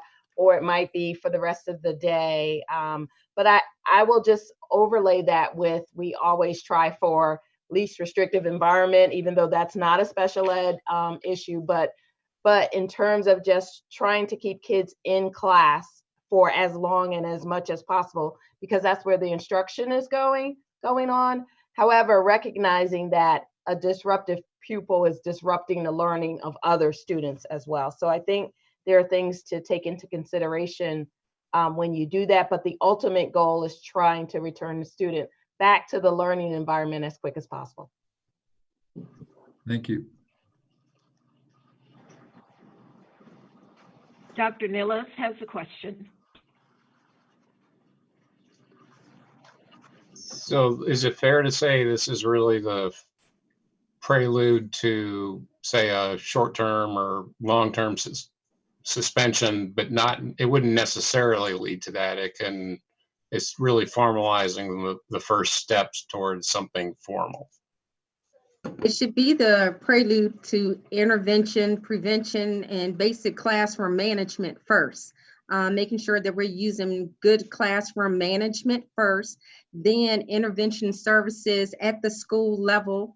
From there, what support services are needing, making sure that we're meeting the needs of the student and also of the teacher in terms of classroom instruction, if assistance is needed there before we pull the student out of the classroom. And then the tiered steps from there could lead into, depending on the incident, the short-term suspension or the long-term suspension, or the removal into a different class or to an alternative setting also. So it's a lot of options as to what could occur. Thank you. Dr. Gupta has a question. I just wanted to thank you. This is a very good proactive early intervention. So good change. Thank you. Thank you. Ms. Morrison, can I ask another question? Yes, Dr. Brennan. So this is on the VSBA policy JECB, which is admission of non-public students for part-time activity. And again, Ms. Evans would discuss this with me, and I think Dr. Copeland also sent a memo today regarding this, but I just wanted to sort of have a little discussion on this. This is, I think, is the only place that we allow home instruction students to participate in the public schools, and wanted to make sure that this was what the background for this is, just to clarify for myself and for the board.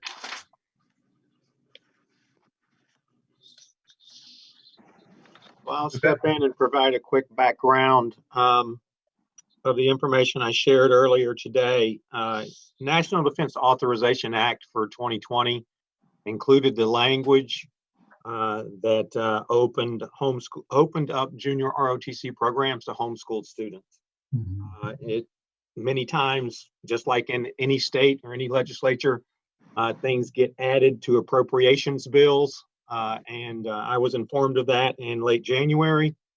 Forwarded it up to VSBA, and Ms. Ewing took a look at it, did some research on it, and then told me that they'd be updating the policy. So we're just playing catch up on these policies. But it is all tied to updates in Title 10 of the United States Code. And as Dr. Coleman mentioned previously, since these are federally funded programs, we don't have any options. Dr. Copeland, are these for students just within our district, or can they be outside the district? I believe it's written in such a way that it's students that are in our 2 high school zones. Correct. So only students in the EC class zone could do Air Force Junior ROTC, and students in Heritage High School zone could do the Marine Corps Junior ROTC. Great, thank you. Ms. Morrison, I'm sorry, I have one more question on one of the policies. Is that okay? Certainly. So I've received a comment from a community member today about the policy student conduct, which is policy JFC. There looks like there's a ton of changes in that. Again, my understanding from Ms. Evans in reviewing it is that this is mostly wording, that we're continuing to have the same policy for student conduct, but it's being redone. Can someone help me and also reassure the community that this policy is going to still be in place? Yes, sir. So when you look through it, the strike through is a lot of verbiage change that they are using as we are changing over to language that are more simplified and not as criminalized. And also that's reflecting our shift to alternative to suspension language when you're reading through this.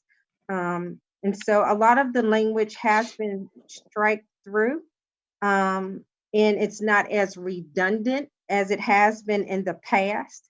And it clarifies what conduct is prohibited, and it clearly outlines it like it did in the past. It gives a blurb as to the, say for example, hazing. It says hazing is prohibited, and it tells you exactly the definition of hazing. And it goes that way through all of the things in which we would be reviewing as a school division, with outlining those conducts that are prohibited and the definitions of those items that's listed too. So there's no excessive new language that's in here, Dr. Brennan. To me, it made it simpler and easier to read. And it also, when we're talking about referring, it refers you back to prevention, intervention, and treatment also within this. Great, thank you very much. Thank you for the reassurance. Ms. Carter has a question.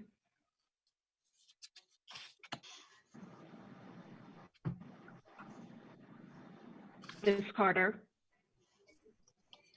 Unmute yourself, Sharon. Okay, yes, we also had some of the same concerns you had with policy JFCA and some of the ramifications that could result from that. Because it really takes the point of view that the teacher can go as far as to say that they really want the student out of the classroom.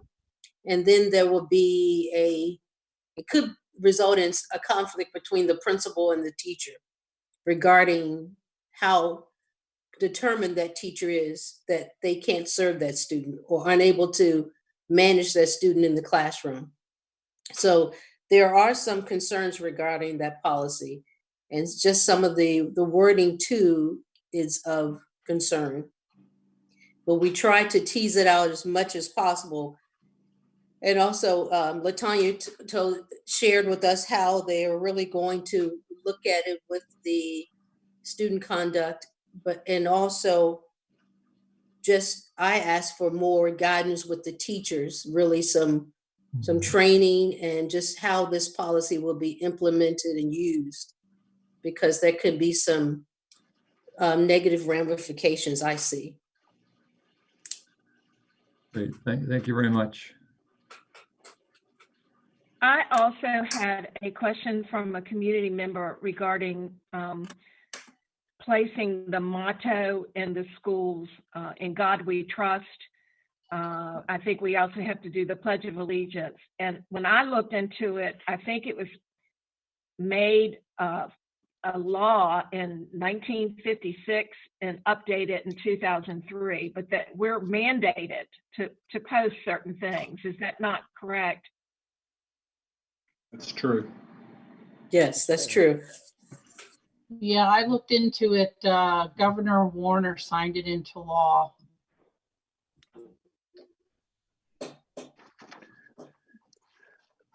Madam Chair. Yes, Dr. Coleman.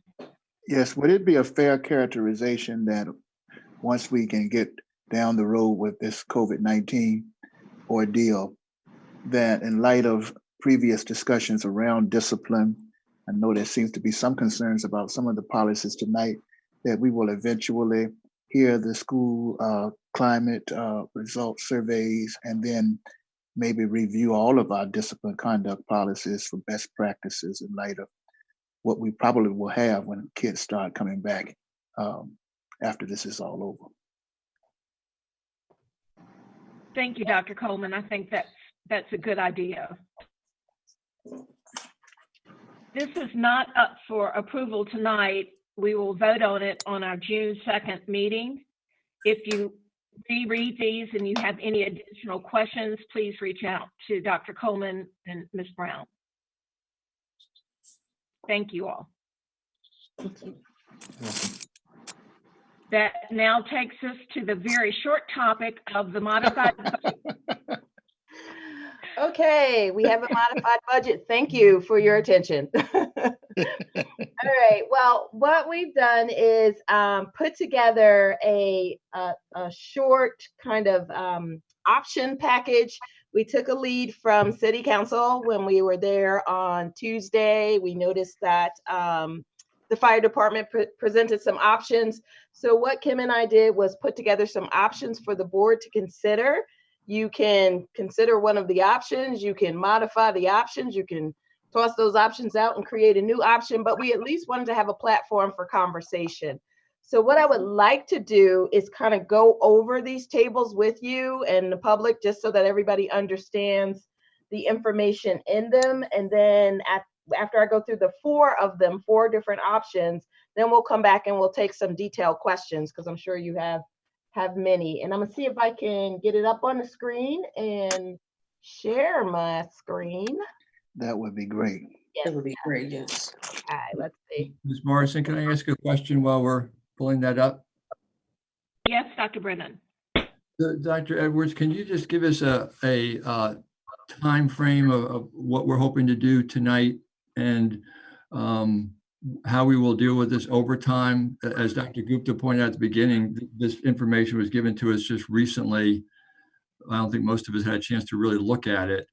Are we going to have a discussion tonight and then have time to think about it, and then we're going to have another meeting? Or what is your schedule and what is City Council schedule for us to get back to them? Okay, so I'm not as clear on City Council schedule, except to say that they have carved the next couple Tuesdays to discuss it. And we had a discussion this past Tuesday. They asked for some additional information. Some I gave Wednesday morning. We're still working on one item that we're going to send them. So at this point, I don't know if we're on the agenda for Tuesday's discussion. I do have a conference call with the city manager on Monday, so I may have more information regarding that. The last that I heard was that City Council wanted to finalize their budget. I guess first reading the first week or the first meeting in June, and then final the second meeting in June. So I assume they're going to use the next couple Tuesdays in May to kind of finalize their budget. We were one of 32 discussion points in their final budget. So that's that. As for tonight, what I would like to do is really thoroughly go over this information. And we are hoping to take our lead and guidance from you, recognizing that we will be present Tuesday at City Council. And should I be called up to discuss or share, I will share as much as I can based on how far we get today and the guidance that this board gives me, if that's fair enough.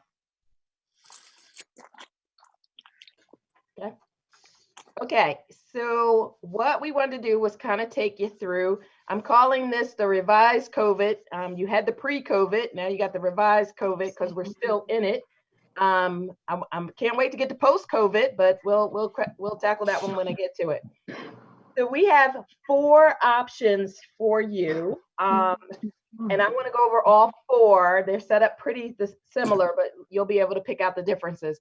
Option A is the one that you are most familiar with because it's the one that you adopted on May 31st. So if you look at option A, Dr. Edwards? Yes.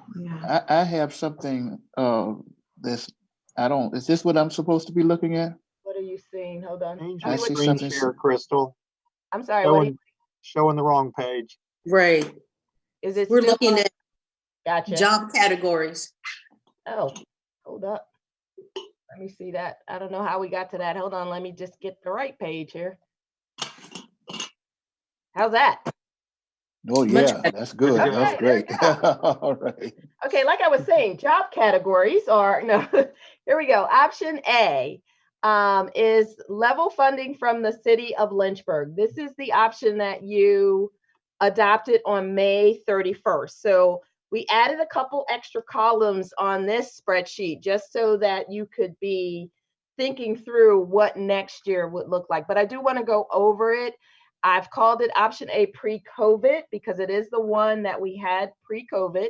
And you can see this first column, source of revenue. Those categories are the same. We got revenue from the state, revenue from the city, federal or miscellaneous revenue, and charge for services. At the back of this document is all the specifics. So if you were wondering what's miscellaneous revenue, you can go to those really detailed pages that are in the back of this document to go through that. This baseline data is the adopted budget that you adopted on March 31st. So you can see it has the 56 million from the state, it has the 42, which is flat funding from the city, and it has our other values, federal miscellaneous, for $100 million budget. Underneath that is, of this 56 million, the amount from the state that is from sales tax. So 12 million of that 56 is from sales tax, and then lottery, 6 million is from sales tax, because we spent a lot of time at the city council meeting talking about sales tax and lottery. And the question came up about not discussing that and just discussing revenue. And I just want to make sure that all of our residents understand that in the 56 million, 12 of it is sales tax and 6 of it is from the lottery. And that's about a third of that revenue. So the new stuff that we added, just so that we do some predictions going forward, if you look at the next 3 columns, we are playing a guessing game of whether or not we're going to get the full sales tax, which I don't think anyone thinks that we're going to get full. So I did 3 columns, or we did 3 columns. The first one says, what if we get 90% of sales tax and lottery, which is a 10% cut? The next one says, what if we get 80 and what if we get 70? All right, so best case scenario, it's just a 10% hit. Worst case scenario, it's a 30% hit is the way that we're looking at that.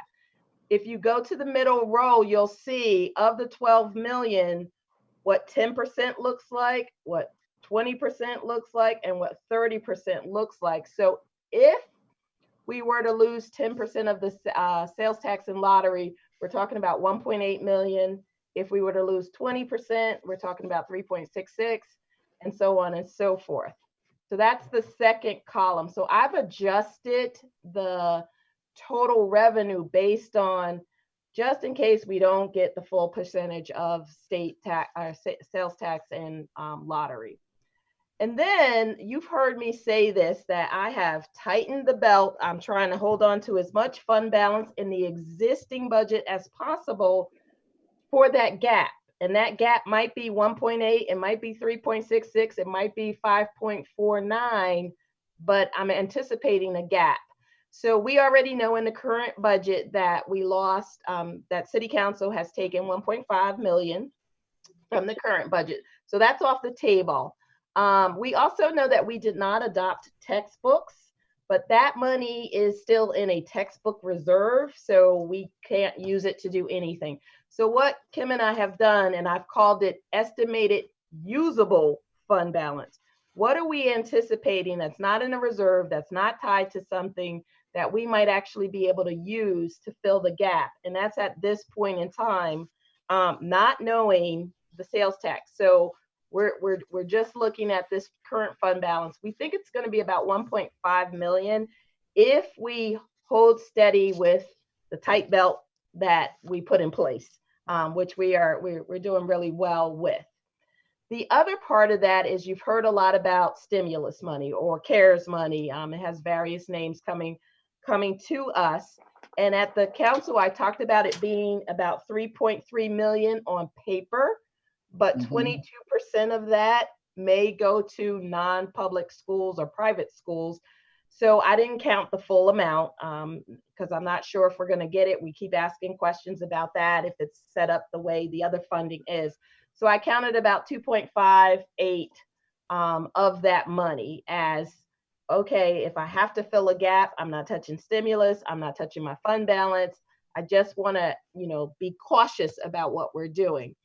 I should say that while we're looking at stimulus money to fill a gap, in conversation with people at the state level and other divisions and looking to where we're going, they're encouraging us to use stimulus money for ready to learn, provide devices, shore up your Wi-Fi, your hotspots, and all of that. But as much as Amy probably would love for me to say, here's an extra million or $1.2 million to get some more stuff and get devices for all of our kids, because we really don't have a one-to-one plan for it beyond 6th grade and up. I can't give her that money yet. I want to just wait and see what the weather looks like.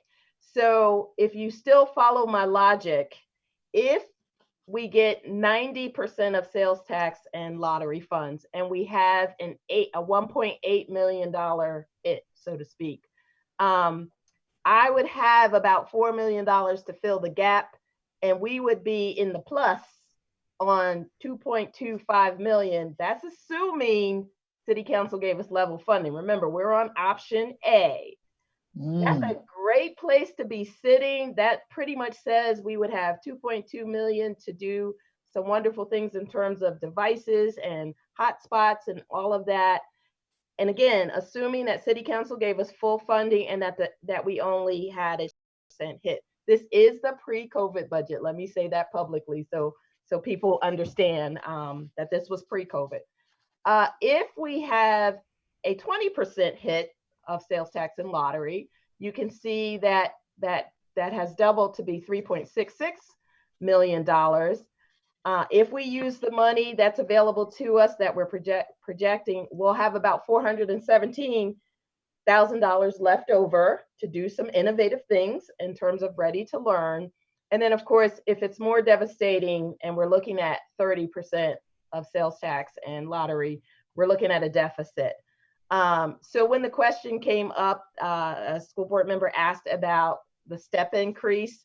When we first proposed this plan, even with the other money that we had from the state, the first thing we did when the state reduced us from 3.9 to 2.5 as our revenue, we cut out pretty much everything that was in our proposed plan. I don't even have it attached here anymore. You've seen it enough with the behavioral coaches and so on and so forth. I just took it out because all of that came out. It was about the 1.5 million in decreased revenue from the state. But if we were to stay with flat funding from the city and even the 90% or the 80%, we would still be in a position to do the step increases for our staff. That's not the 2% salary increase. It's just the small bump from going from one place to the next. So option A, which is your pre-COVID, that option, even with the cuts that we've already made, would allow us to still do a step increase for our staff. So I just want to make sure that you understand that before I move to the next. Can I ask a question about this before you move? Sure. Dr. Gupta has a question. So I have a couple of questions. It's 56,521,193. Does it assume a 3.6 million additional funding from state or 2.5? 2.5. The second question I had was, and I don't see the expenses here, but I'm assuming when you say net, you have taken expenses out. So do the expenses take into account the savings which came from the SOQ salary, which we had included in our pre-COVID budget? Yeah, that's so $700,000. So when we did the first part with the $1.5 million that was the decreased revenue from the state, we already cut off the savings from the 2% increase. That was a compensation package. So all of that is already taken off the table. So we're not even talking anything with the compensation. Now, there are local matches for more than just salary. And I think that was a question that came up on Tuesday, that even if we do take some of this funding that's on your back pages, the detail pages that Kim provided, we still have to provide a local match, which we're going to do out of our operating budget. I hope that answers your question. So what I wanted to see was a column with all the savings and the column with all the additional expenses. So if you take the net, I'm assuming you're looking at $1.5 million. That's where the fund balance transfer is coming from? Yes. And that includes the, on average, salary savings we have year to year because of unfilled positions, which is about $1.5 million. Where's that 1.5 million coming from? The 1.5 million is where we're projecting right now. If we were to do fund balance and take out the reserves for textbooks, because that money we can't use. So I'm not including that in the 1.5 million. It also includes remember I talked about the Medicaid savings that will come in June, might be for June, might roll over into July. That's about over 500,000. That's what this 1.5 is. So this is all of our leftover money from savings from salary lapses, everything excluding textbook reserve that we project if we were to have a fund balance.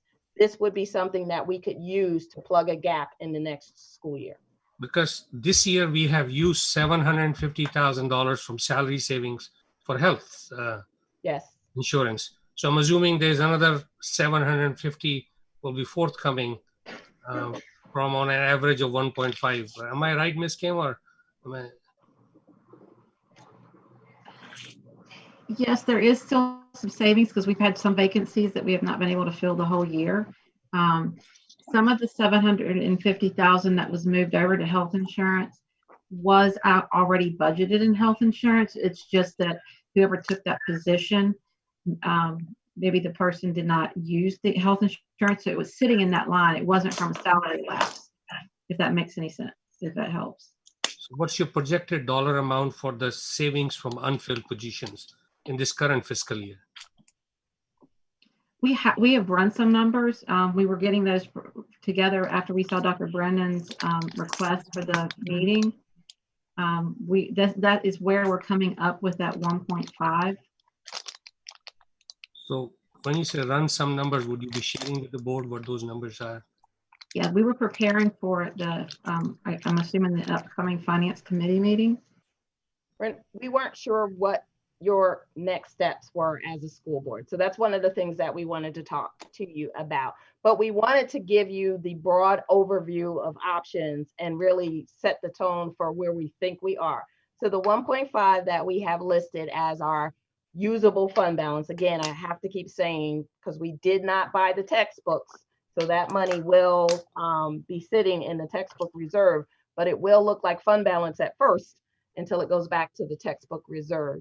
That is what we're projecting as money that's going to be unused, positions we have not filled, benefits that were not taken, any kind of encumbrances. And that's one of the things that we're trying to do, and just make sure as we close the end of the school year, any POs that are open that, you know, you thought you were going to be 200,000 and now you're only 150,000, all of that money. The thing that we did when we originally closed, and we thought it was for 2 weeks, but now we know it's for the school year, the maintenance budget, they're still doing their projects. So maintenance is still spending money right now. So that's our wild card in trying to make sure to see how much of those projects, and thank you to Ben and Steve for getting those things done, but they do have open POs and they do have open work that they're doing. So we're trying to predict around them, and we don't want to short them by claiming money that they may need to finish out the school year. It's a great time where the kids aren't here. Okay. When we created the salary reserve fund, what was the projected amount which was supposed to go? I don't have it in my mind off the hand, but you remember, Ms. Kim, how much was presented to the finance committee and the board? So we didn't have any money. If you recall, what I asked you to do as a board was to give me the option if I needed to create a salary reserve if needed. And at that time in March, we were looking more towards the nutrition. We did not know whether or not they would be able to cover their budget. And we would have only put in the amount that we would have needed to help the nutrition folks, and any other, if we had any expenditures at that point, we didn't know what they were. So there was never a dollar amount in the salary reserve. That's not what you approved for me. You approved me the ability to say, if I needed to create one, I could say, hey, here's where we're short for nutrition. It's about X thousands of dollars. I would like to put X thousand of dollars in a salary account so that when we get to July and we have to pay them, that money is there. That's what we did. Yeah, but I was asking, what was your projection? Do you have a number in mind at that point in time? I did not have a number at that point in time.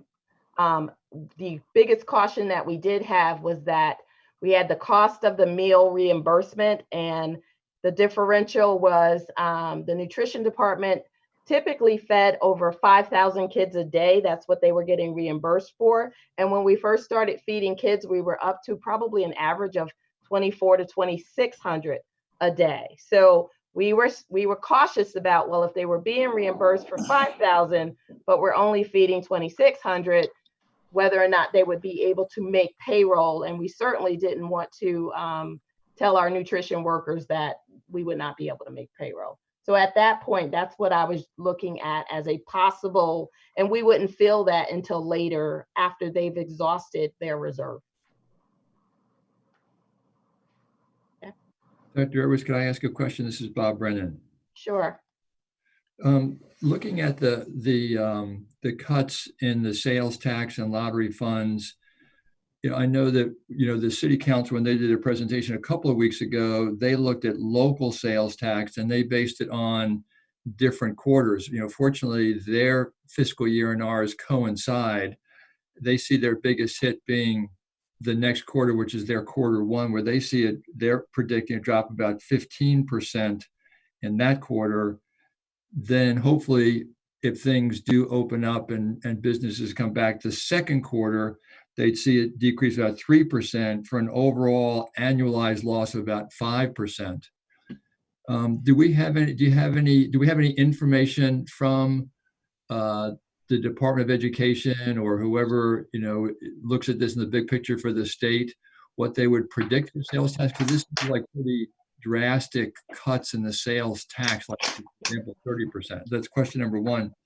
Question number two is, When you've talked about the amount that we will be getting from the state, you appropriately pointed out that some of that's going to have to go into our healthcare costs. There's about $1 million to go into that. Does that fit into this formula as far as that $1 million somehow, is that accounted for, that we're going to use that money towards our cost for healthcare? And then last is, somewhere along here, do we look at, I know that you gave us the list of cuts, which are essentially the wonderful things we wanted to add with our new budget back in the pre-COVID era. But does the information presented this evening include any additional cuts that can be made in our expenses to make up for the decreased revenue? Yes. So let me tackle, you asked three. Let me try to get through those. The first question you asked was about whether or not we at the Department of Ed are getting, here's what your first quarter, second quarter, third quarter, or fourth quarter.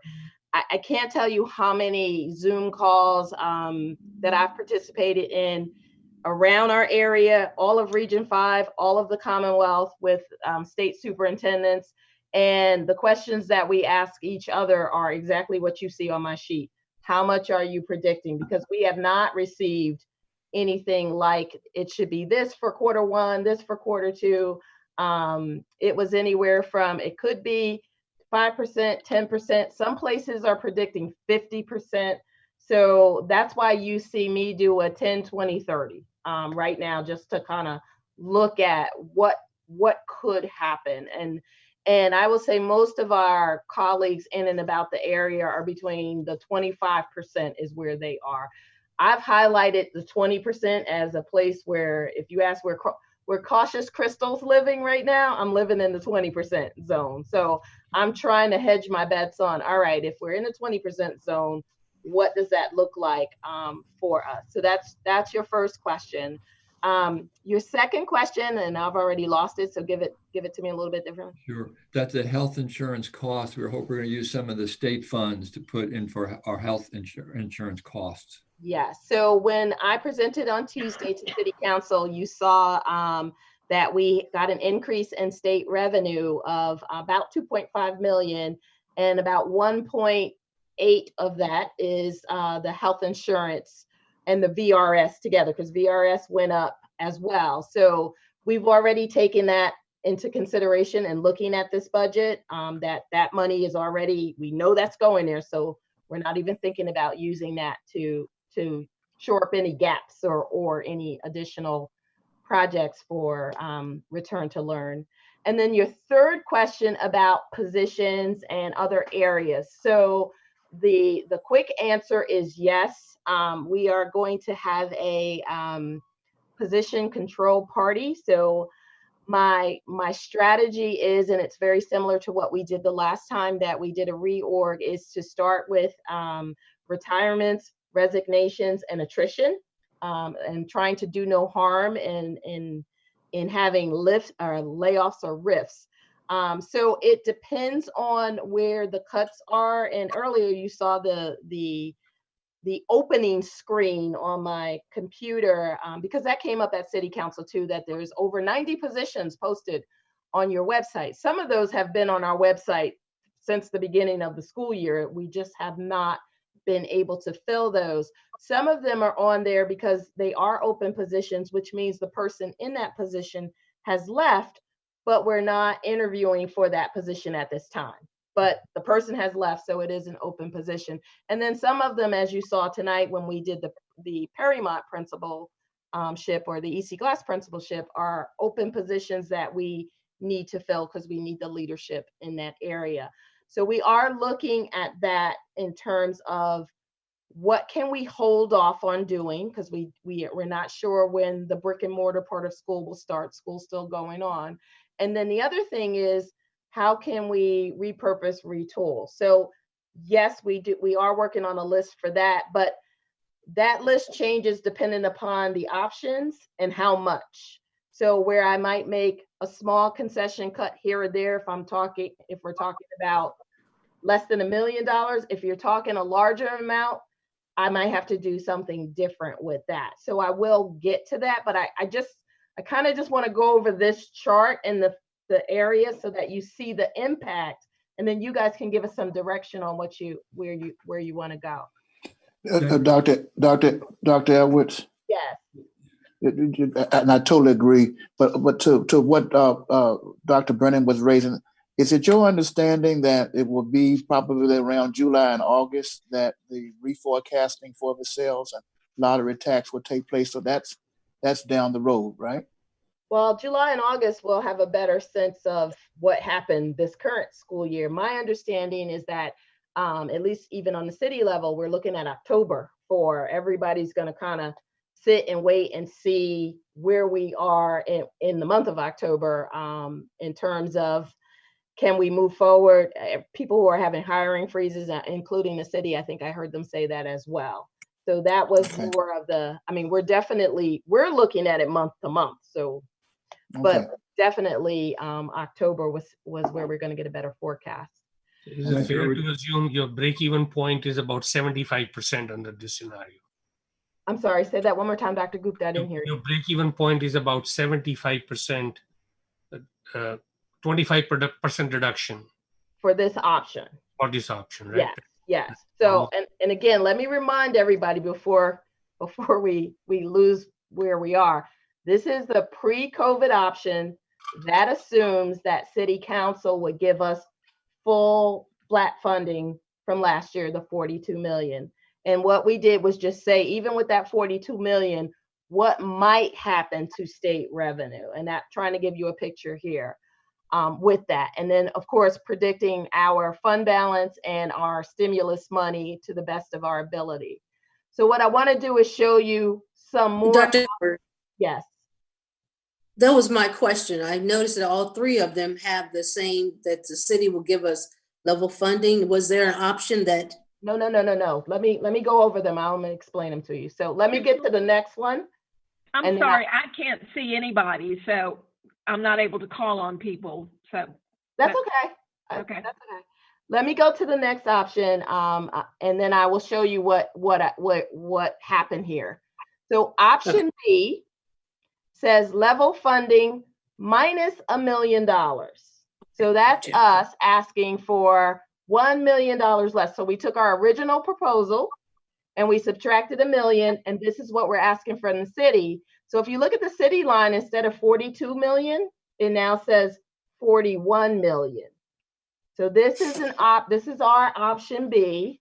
And we wanted to see what would it look like if we reduced our request, our original request, the budget that was already approved by you, by $1 million. And we use the same approach, 90, 80, 70.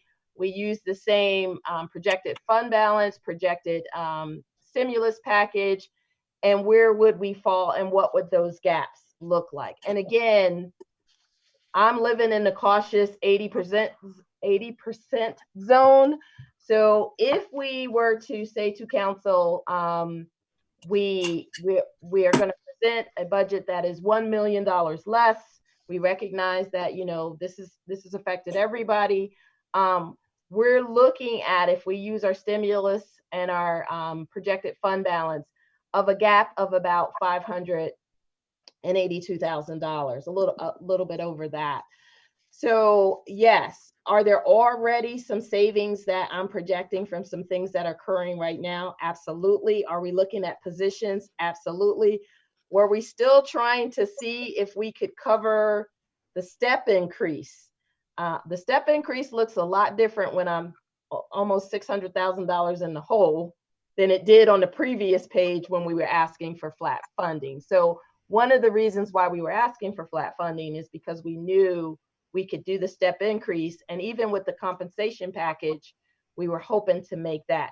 So this makes the step increase a little scary if we live in 80% zone. If sales tax isn't a big of a hit, we may be able to look a little bit better, but I would hold on that. So I want to do exactly what council said.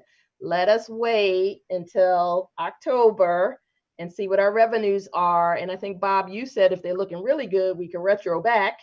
If they're looking somewhat good, we might be able to do what you've done in the past, which is give a mid-year raise or a bonus or something if that's possible. But again, that would determine what our revenues look like. So option B is asking the city for 41 million instead of 42. And now I'm gonna scroll down, now that you got the lay of the land. Option C is asking the city for $1.5 million less. This was the original city manager proposal before it got adjusted at the last meeting. So this is getting 40 million instead of the 42. And again, if you look at where the 80% zone is, we're now looking at the possibility of $1 million in the 80%. In the 90, we're still looking good. We're still on the positive if we use the stimulus money to cover that gap. And I'm not even going down to the 70% zone to tell you that one. And then finally, we have option D, which is the option that the city manager has proposed that is on the table. And that is the 2.2 million. And again, just looking at the deficit with the $2.2 million, and that would be us getting 39,828,000 from the city. We're looking at, if we use the projected fund balance and the estimated stimulus package, that is where we are. So there were a couple things, and there are lots of questions that board members had when we met with you 2 by 2. Some of you were like, no, we absolutely have to do the salary increases, and I really want to do the salary increases for my staff in terms of the step increases that we put in place. If that's the priority, we completely cut off all the things that were in the proposed budget. Some of you asked about the gov school spots. I mean, we had that on the table because of the cuts. So I guess for where we are right now, we kind of need some guidance because we know that City Council is discussing the school budget. And right now, option D is where City Council, the city manager has proposed. So option D is where we are, which if option D does go through with this cut, yes, I absolutely have to probably do more than just attrition and retirements. I'm gonna have to look at actual people in positions and make some reductions there. So part of showing you this and giving you this information was to lay the land in terms of the funding, the revenue, the anticipated, and to get some conversation going between you all about what direction do you want us to go. If the priority is do everything you can to do the salary increases, and you can do salary increases by doing salary reductions of positions, but we need some guidance from the board with regard to that. So I'm going to stop sharing my screen for a hot second so Mrs. Morrison, you can see everybody, and I know we have a lot of questions. Dr. Coleman.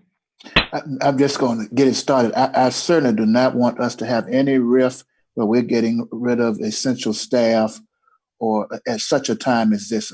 I'm not in favor of that. Mr. Harvey?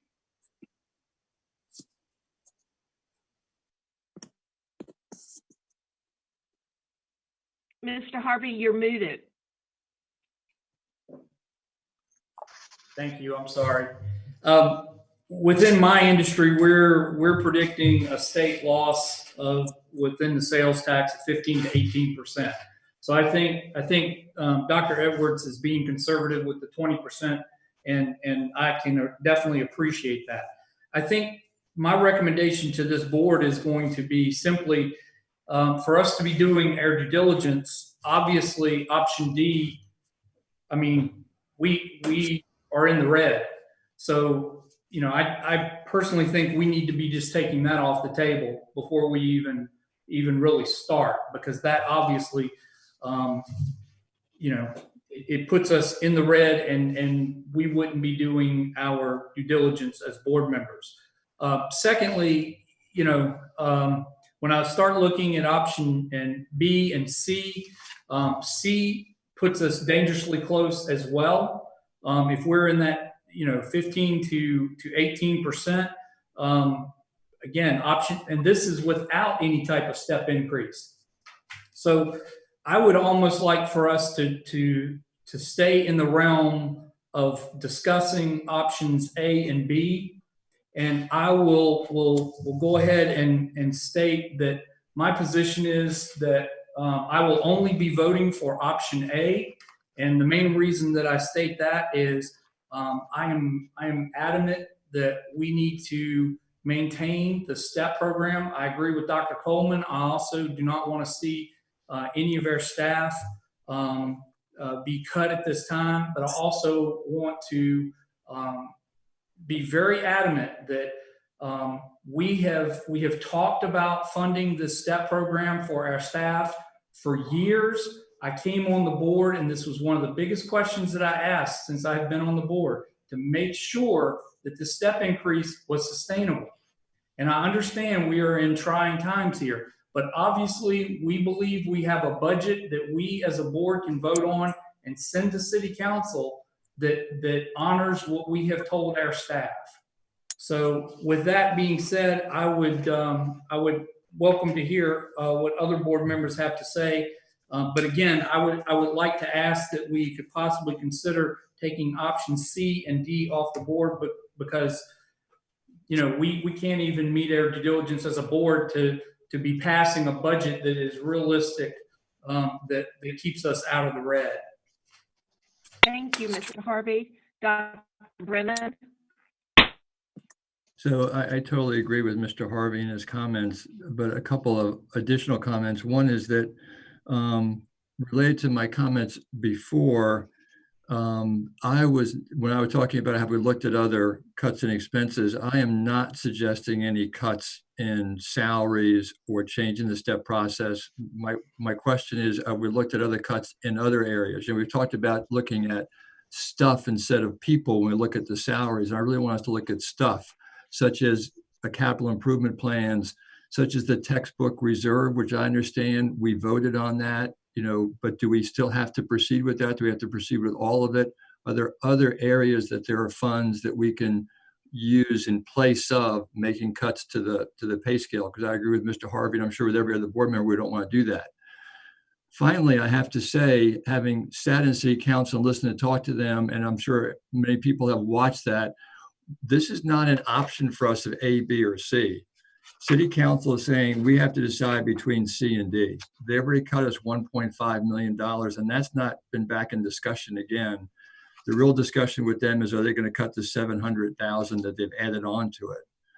But I would love to say we could say we want to stay with option A, but I don't think City Council, that's the discussion right now. I think they're saying that we are going to get a cut of at least $1.5 million, and we need to come back to them with, are there ways that we can save in other areas of expenses, hopefully not people, but stuff to look at, or if it's people, what are those costs going to be? And Dr. Edwards has given some of those numbers to them. But I don't think this dialogue is related to our choice of A, B, or C. Unfortunately, I wish it was, but I think they have said we've lost 1.5 million already, and probably the other 700, but that probably is up for a bit of discussion. I agree with Dr. Brennan. Can I add one thing before you go, Dr. Gupta, just for clarity, because this did come up. So, and I'm gonna bring it up. The question about the Empowerment Academy, because that was something that was discussed on Tuesday about being a thing that we could cut, and it's a little bit over $500,000.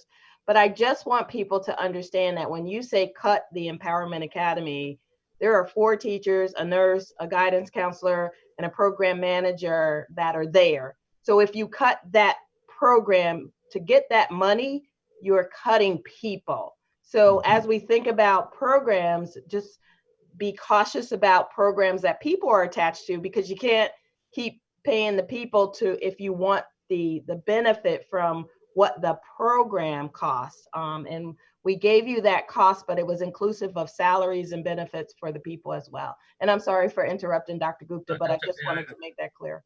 I agree with my assessment is that 1.5 million is gone. The discussion is about additional cuts on top of that. But having said that, I have seen, Dr. Edwards, your list of things you have frozen. But what I like to see is, where are the other potentials of savings in our system? going forward. Because, and that's one, I see this lot sort of like, in academic papers, you have a bridge version. So I have seen this bridge version of financial documents.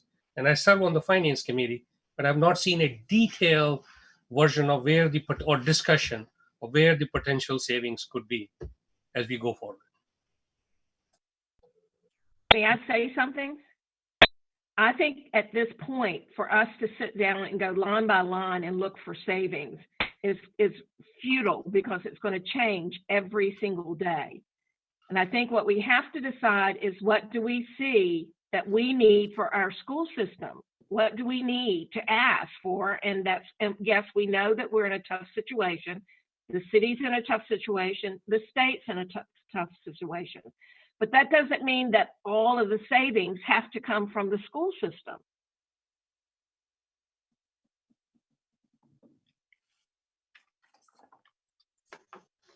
I have a question.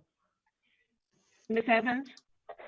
I didn't take it as it's a given, it's a $1.5 million out. Maybe I am listening to it wrong. And Gary and I were on the same call when we did this and discussed it. And I think it's a really, really tough decision, because none of us want to mess with a step increase. That's a given. Of course, we all wanted it. We worked hard to get it. But I also understand that we have to work with city council. We have to do both. I like trying to go in with a compromise that we're willing to work with the city, but it also gives us the option, just like the city has in October, to say we can look at our workers and see where we are and see if we're able to do something instead of it just being cut off for now, and still show city council that we're willing to work with the city. It's got to be a two-way street to me here with them and us. So I lean toward option B. So Belle, just to clarify, because I have the city's most recent, I don't know if you can see that, most recent sheet with me from Tuesday. And Right. we are item number 32, school operating. And in it, it says proposed budget 39,828, 498. School funding reduced 2.2 million for schools. Then right underneath that, it says 42,028, 498, schools request, 40,528, managers proposed, and then 39,828, managers proposed revised. So I think the discussion is still at the city council level about the entire 2.2. But just for clarity, so people understand, there were two versions of a 1.5. There was 1.5 taken from the current year. That's a done deal. That money is gone. And then there was 1.5 originally proposed for next year, and then an additional 700,000 on top of that. So the 1.5 in the current year, that's gone. But it is my understanding, based on Tuesday and based on how this is written in there, I think they call this the list, of which we're number 32 on, that they were discussing anywhere from our original request, so option A, all the way down to option D. What they don't have on their list is option B, which is the $1 million. Right. But I think Bo, did a nice job of saying we needed to come back together as a group and talk about it, that we hadn't had the chance to look at all the scenarios yet. And his suggestion was for us to be able to go back and look at, what does this look like? And that's what we're doing with your A, B, C, D. And I think at least that was my understanding of how it was left. Good point, Bill. Ms. Carter, you had a question?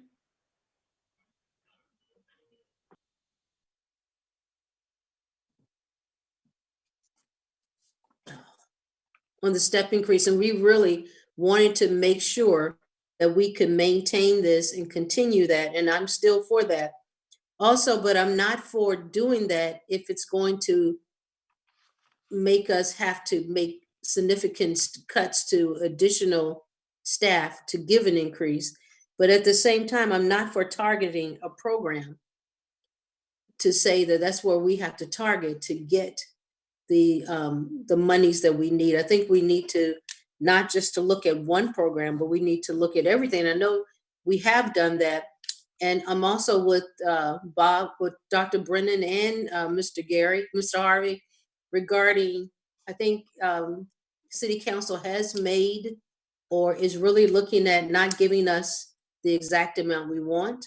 But at the same time, like Mr. Harvey said, we should not settle for a budget that already puts us in the red. That is not our responsibility to take on, to assume that we're going to adopt a budget or start working with a budget that we already know it's going to give us a negative.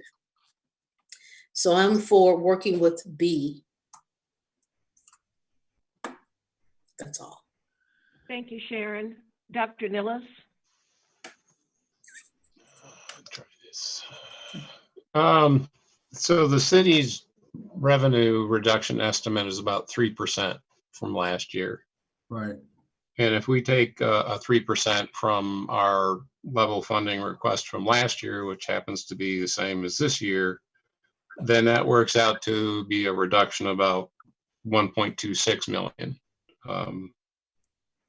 So my perspective is that seems like a reasonable number to go back to the city with, you know, where everybody's working together. This is certainly unprecedented, coming out of the blue. And the issue too is the council's looking at us, well, you're getting an extra, you know, $2.5 million. It's like, oh yeah, but that's committed. Some of that comes with required local match that we were matching within the existing level funding request. And then we also, you know, had some pretty good health insurance experience, but that's not the case anymore. So we need to make sure we cover that for next year. So I'm kind of like splitting the difference here between B and C in terms of where I think we should go in terms of our request. It does put us potentially in a deeper hole than I like. But I do have a couple of questions. In our assumptions, we have charges for services are affected from COVID. Is that realistic? I mean, that's $1 million. So Kim and I talked about that today. And Kim, you want to kind of go over that a little bit? Well, that was, again, yes, that's what we were talking about today, is that in those charges of services was just under $1 million. And a lot of those are tied to schools being open. So that is a concern of ours that we discussed, because the bus rentals is from field trips. If the kids aren't going on the field trips, you aren't going to have that bus revenue. A lot of the grants reimburse the school division for those costs. The other thing was, you know, the special pupil fees. The students aren't going to pay their parking fees if they're not coming to school and parking. So that was one of the things that was on my mind for facility rentals, if the buildings are open and we're not renting them out. So that is definitely a concern we were discussing as well. So you're on the same page with us. Okay, and then on the stimulus funds, are there constraints on what we can spend that on? I know it's anticipate or they're being suggested they be used for one-time items. Yeah, so they urge you not to use that for salaries and ongoing fees such as salaries and benefits. And there's some flexibility with that. I would say it's not as rigid as I've seen with some of the grants. But there is also a heavy push for the infrastructure, the devices, the blended learning, and that as well in most of the conversations. But most of the superintendents are all in, we're cautious crystals living and kind of holding and trying to see if we could plug the gap from lack of funding if sales tax and lottery does look bad. Okay, thank you. Mr. Harvey? Yeah, thank you. Couple of points that I would like to remind the board. First off, Dr. Brendan, I appreciate your comments. But again, I remind you that the 1.5 that is already gone, that was from this year. So what we're really talking about is for our proposed budget that we submit to council for next year. So again, this is our budget. We can propose what we believe we need to operate to council. Council ultimately has the decision that is their responsibility of whether or not they fully fund our budget or not. I understand the need to work with council on this, and so ultimately I would not be in total opposition to option B. But I caution us, again, with the predicted sales tax decrease for the state of Virginia, we probably will be landing at a net zero, which means that we do not have the ability to honor the commitment for the STEP program. I would also remind us that when we requested the level funding with option A, we were requesting level funding. What that means is when we talked about salary increases, the state of Virginia says we will provide you with additional money for salary increases if you provide a local match. We're not going to council and asking them for a local match. We're providing that ourselves from our budget for our teachers. So that's why I feel like we are being more than fair looking at option A and thinking about our teachers and honoring our commitment to them. So that's why I really want us to consider option A. I think option B is to me that's the least we can accept. That is the absolute least we can accept, because to me it puts us in likely a 50-50 jeopardy of even being able to provide a partial bonus to our teachers. I feel like that as a school board, we need to support our teachers, and we need to be voting on option A as our budget that we present to council. Dr. Moore, Madam Chair. Dr. Coleman. Yes. Dr. Edwards, and could I in fact add that option B, is that not what you were hoping would be the resolve before you discovered a PowerPoint presentation that had an additional $700,000 in it? Well, if truth be told, I was with Mr. Harvey on option A. I would love to fund my staff, but when the realities of COVID hit and we're seeing record unemployment and people without jobs, and the need to contribute something and the need for all of us to go back and work together as a collaborative team, that's where we were like, all right, option B, we would try our best to make that work. And again, for my staff out there, option B for me is retirements, attrition, resignations. That's where I go to get my savings. And I try to do no harm. And that do no harm means no one's losing a job. I try not to lose a job, but there's other harm. So if a teacher retires and there were 4 teachers in that grade level and now there are 3, I've just increased class size. So in some respects, some people will say, well, that's a little bit more difficult and challenging. We've saved money, we've done it through attrition.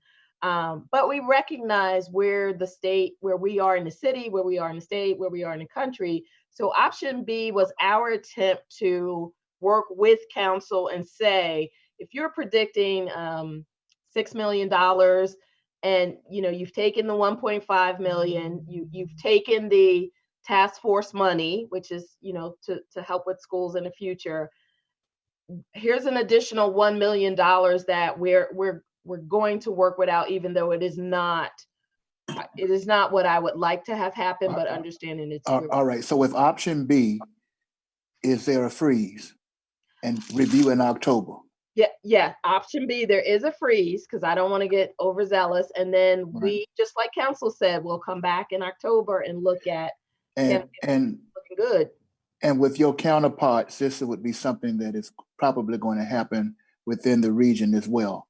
Yes, this is so with option B, you would not have to disturb during this COVID pandemic and all of this anxiety. There would be no reduction in force other than not rehiring or not filling positions. Is that correct? That's what I'm going for, yes. And with option B, the Empowerment Academy would still be a part of our efforts to do credit recovery for meaningful students who need that. Our Teacher of the Year has come from that location, somewhat partial to it. It helped to name the name Empowerment Academy. that would still be in play in option B. Yes, sir.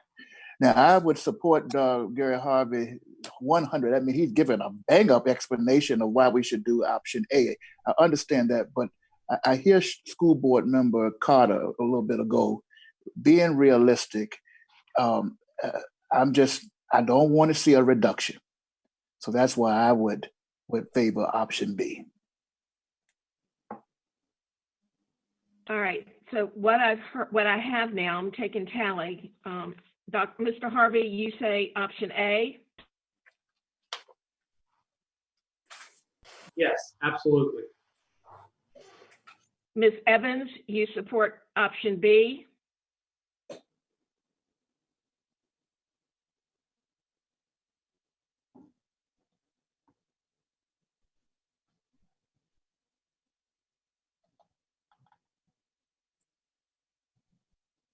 Ms. Evans?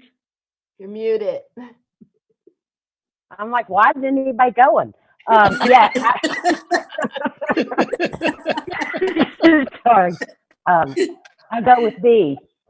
Thank you. And Gary, just know I understand where you're coming from, but I too, with James, don't want there to be any reduction, and we still have the possibility if things don't end up as bad as they're predicted, maybe in October we can do something. I just don't want anybody to lose their job through this. And I support that. I don't mean to speak out of turn, but I support that as well. And that's why I support option A. I seek to cut no jobs, but I also feel like that we need to honor our obligation to our teachers. Thank you. Dr. Brennan? Dr. Edwards, can you just clarify for us how much is City Council suggesting be cut from our budget for next year? So the city manager has proposed option D. So she wants to cut, or she has recommended $2.2 million. 1.5 initially, and then another 700,000 is what they're proposing to be cut. Yes. Right. So, I certainly want to be sure that I understand that I totally disagree with City Council's suggestion that our budget be cut to such an extent. When you look at their numbers, as Dr. Nilles has pointed out, but some other things, they have a $6.4 million deficit they have to make up for, and they're asking us to make up for 34% of it by doing a 2.2% cut to our budget, which seems out of proportion. We're about 23% of their total budget. So it's clearly asking us a lot to make these cuts. And also, as Bo Wright pointed out the other day, they've taken away the future of our task force, which was going to look at our education system, our facilities, so many things. That was another $1.5 million. So I certainly am not happy with what City Council is doing, but I understand what they're doing. And I understand that the difficulty we're having. And again, I think that in order for this to work, I think we're going to have to look at additional cuts of stuff as far rather than people. I think we only have, none of us want to cut the pay raises or the step process. So I will certainly go along with the board and say, if we had an option of A, B, or C, I would like to see B. But unfortunately, I think that our options are going to be more limited than that related to the council's suggestion. So you said you support option B? Sure.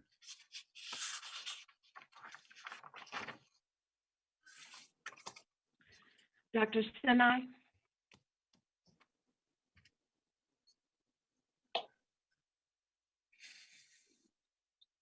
Sorry, may I ask a question? Absolutely. Can you clarify for me? So last year when we went before the council, we asked for level funding, but then we there was money that was added for this to match the state salaries. Is that correct? Yes, so last year in December, when the board voted, within level funding, you had enough from the state, which provided the 3% increase for SOQ. But in level funding, we had the 3% for, or the average of 3% for everybody else. And that was in December. And then right after we did that, the governor said, hey, let's go 5%. So we were looking at where's the additional 2, because we got some SOQ. We were looking at where's the additional 2%. And at that point, when we were looking at what we had in December, we didn't think we had the additional 2. And I had requested of the previous CFO, look again, look one more time, check under the rocks, blah, blah, blah. So we waited as late as we could. And I think it was really late February when we finally said, we're not going to be able to do the additional 2%. Can you help us? And that was, I think it was over $1 million, but we ended up getting, or they ended up saying 862,000. And then we did one more look. And that's when I was like, wait a second, you know, here it is. And in good conscience was like, we're not going to take money when we don't need it. So I went back to council and said, listen, we did one more review. Here it is. We are not going to take your $862,000. So we took that off the table. And even though we never received it, we never took it. So thank you. That's what I thought. That was my recollection. So essentially, we've done level funding 2 years in a row. 4 years in a row. Yeah. I think that counts for something too. Especially if we're being asked to do a disproportionate, as Dr. Brennan has pointed out, a disproportionate share of making up the deficit. So do you support A or B? Well, I'd love to go with A. I just don't know how realistic that is. So I'll go with B. And just push back. I know that puts Dr. Edwards in a tough situation, but I really think we have to stand our ground. Thank you, Kim. Mrs. Carter, you said B. Yes, and I would love to go with A, but just looking at it, I just don't think that's going to be acceptable. And I just look at the number of students and staff and teachers and administrator who have, and everyone who's gone through this traumatic experience. And I just know that we're going to need all of the funding we can get to get these students through next year, however way that is. And also, I'm just really disappointed and blindsided by the amount of money that is being taken from the budget. I know that city council is also looking for funds, but so are we. And I just fear that any monies that we do receive is going to be, okay, now we can reduce how much we're going to give you. And I hope that's not a message that we're going to continually hear, because we really are going to face some really significant mental health ramifications from this. And we already have students that have traumatic experiences, and just being taken out of your pace and your everyday normal really is going to take a toll. But I'm going with B. Dr. Gupta? I have same questions for Dr. Edwards. It's like Dr. Coleman had for option C. What is baked in there? Is the pay increase, step increase, delayed till October or delayed forever for the whole year? So looking at option C, that's a little harder. My first goal is always try to get that pay increase in there. That is for me, and I'm hearing that from you all. So we're in line that being the #1 priority. And again, waiting until October to see if that could be done. My backup plan, and we did this before, if I couldn't do a pay increase, and I remember when I first got here, I couldn't, is a bonus, something that says, you know what, we value the work you do. And it's odd that this is Teacher Appreciation Week, that we need to say that we value you. We value you even more during COVID, that you are going above and beyond to make sure that our kids aren't falling behind. So Dr. Gupta, I am committed to doing what I need to do to try to make sure that my staff, first of all, I want to keep my talented staff. I don't want anyone to get nervous and jump ship, but I also want to reward my talented staff. And I say reward, but what I'm really saying is I want to start to get them up to where other talented people are actually paid. So what I'm hearing from you is it's just like option B, step increase will be frozen till October, and then you will reinstate it based on where you stay. If I can't reinstate the step, then I'll look to a bonus or a something to try to. And then for Empower Academy, we will not be looking at closing it down. It'll stay open. We'll not lose any jobs in the Empowerment Academy. The bulk of the Empowerment Academy, like I said, there are 6 individuals there that are making things happen for kids. It's not a stuff, as you know, some people think. It's people that make the Empowerment Academy special. See, where I stand is I don't want anybody to lose their job under these difficult times, period. There's no two ways about it. Now, if I have a choice to take $1,000 extra home, which after tax comes out to about $60 versus my colleague losing their job and livelihood, I'll rather give up that $60 and let them keep their job. So that's where I come from. But the reality is, as Dr. Brennan pointed out, we're disproportionately affected, but 23% of 6.5 million which city is facing comes out to about 1.495 million.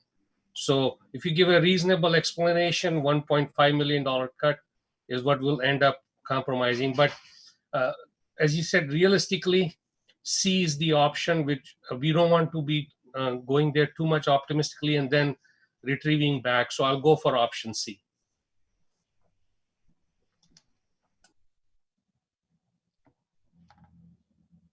Thank you. Dr. Nilles, you were between B and C.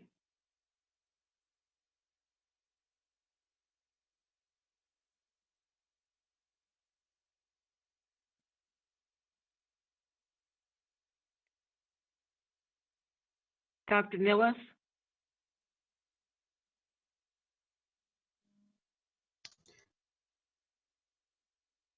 I'm looking at it as a 3% reduction to our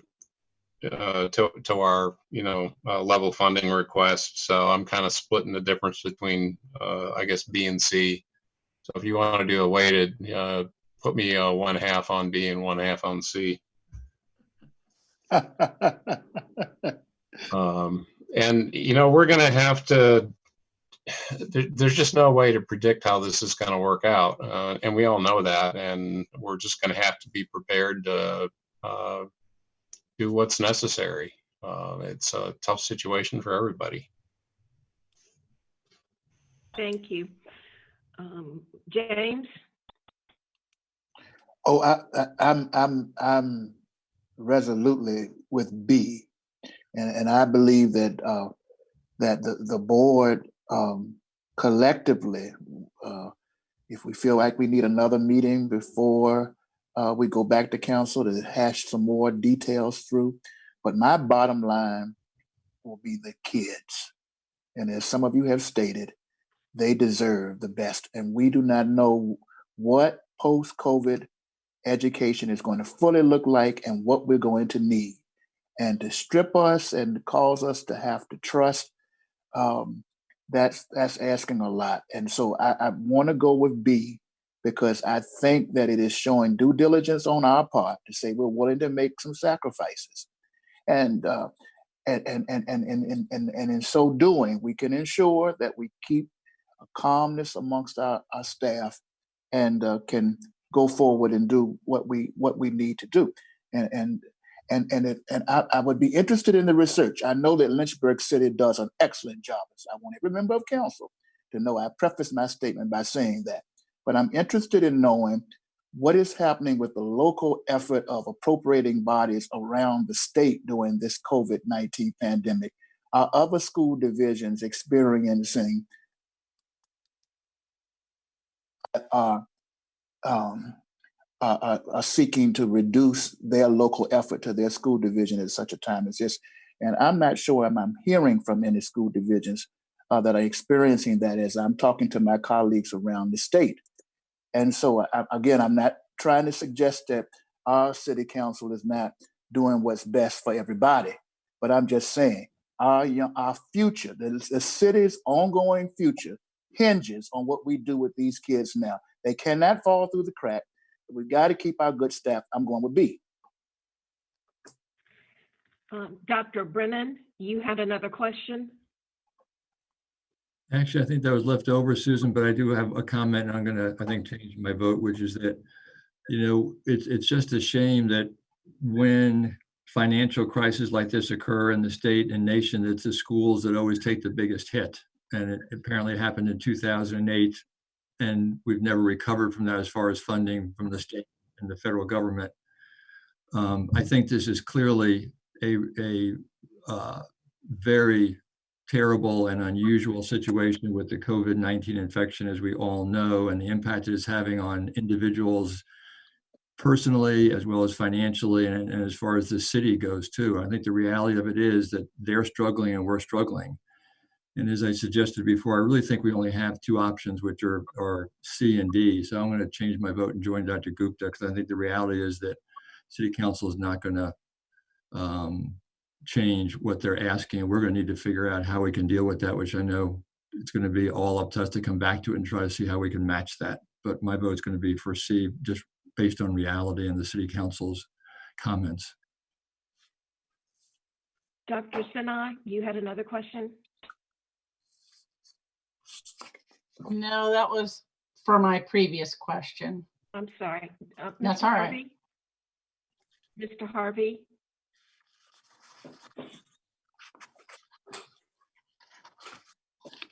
Gary, you're muted.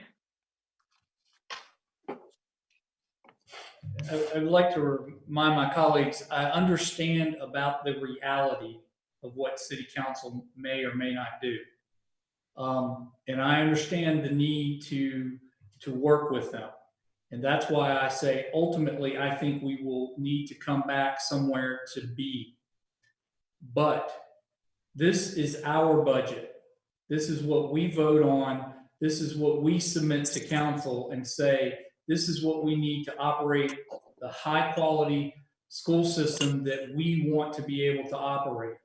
And so that's why I'm in favor of A. I think realistically, when City Council looks at this, I think we will end up coming back and having to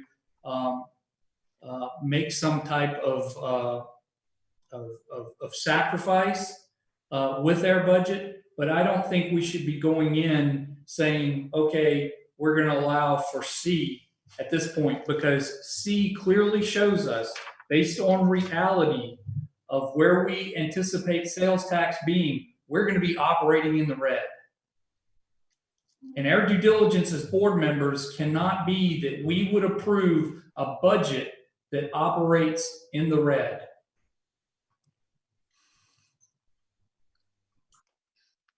Any other questions or comments? I have not cast my vote, but I've just not stated my vote. I agree with Mr. Harvey. I think we put together a budget. I think we stand behind that budget. And if they tell us no, then we know what we have to do. I think we cannot operate in the red, and we do not want to risk losing teachers in positions. So that leaves us with Susan. Yes. Yes. Well, I was like Dr. Coleman. I've been looking at the surrounding counties, and I haven't seen where they have been so heavy-handed with their school system. Just wanted to add that comment regarding budget reductions. Dr. Edwards, have you had any conversations with surrounding schools, divisions, and what's happening with their funding? I have not had any in the last 2 to 3 days, or 2 days, I would say, but originally, like when we first were reduced in the current year by 1.5 million, none of my colleagues were reporting that they had lost anything in the current year, and they weren't reporting that they were losing anything in the future year. And many have said that their localities has given them permission to, like us, we tighten our belt. We're anticipating fund balance, that they could use fund balance to shore up any gaps that they have. So, and again, I haven't really had that conversation in the last 2 days, so it's a little old, but not, you know, I have not had many colleagues say that they were in similar situations that we were in. Okay, thank you. The tally on this, there 2 for option A, 4.5 for option B, 2.5 for option C, and none for D.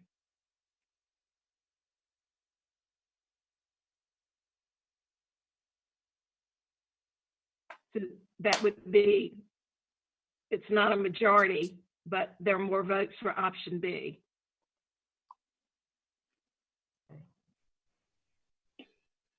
Madam Chair, does the board, since we need to have another meeting to discuss this? I think that we have a work session scheduled for May 19th, and I think this is what will be on the work session. Because after we get a reading from Tuesday from City Council, that will be what we then have to go back and look at what we're doing, is my take. I could be wrong. I was under the impression that City Council wanted us to come back and Me too. give them something. Mm-hmm. In addition to answering their questions, and I think we just have one outstanding that we still are working on. But I got the feeling that if I go to City Council meeting on the 12th, they're going to ask me where do we stand? And remember, one council member was concerned that we would come back and say, we just want the same amount of money that we asked for last time. I took the same takeaway, that you're going to have to go in Tuesday and tell them what we're proposing. And I'm somewhat of the opinion that we need to be very honest about where we are. This is where I'm not necessarily knowing how rushed we need to be in relationship to that, other than to honestly share where we are with this process. But it just seems like to me, I think Susan is saying we have 4.5 in the B category, and 2 in the A, and 2.5 in the C. I don't Maybe see I'm that. wrong, I don't see the consensus that we have yet.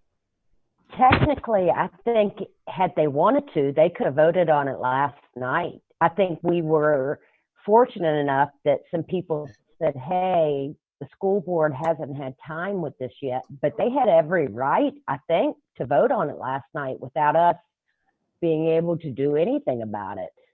So I would hate, I don't know if that means another meeting. I think that's fine, but I think we better come to some kind of understanding for Dr. Edwards to go in with Tuesday, because the last thing we want to do is come up with nothing and just let it go without us proposing something. My They could understanding, technically vote when they wanted to.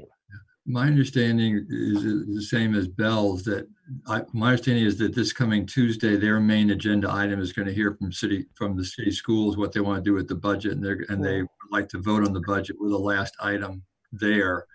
And just for logistics, they'll meet this coming Tuesday, and then they won't meet the following Tuesday because of voting, and then they meet the last Tuesday in May. So really next Tuesday and last Tuesday in May are the only days that we would have to make a presentation to them. So is it your understanding that we need to take a vote tonight on and make a formal motion of what we're going to adopt? Or either set up another meeting for us to have. I don't think that I'm not sure anything's going to change.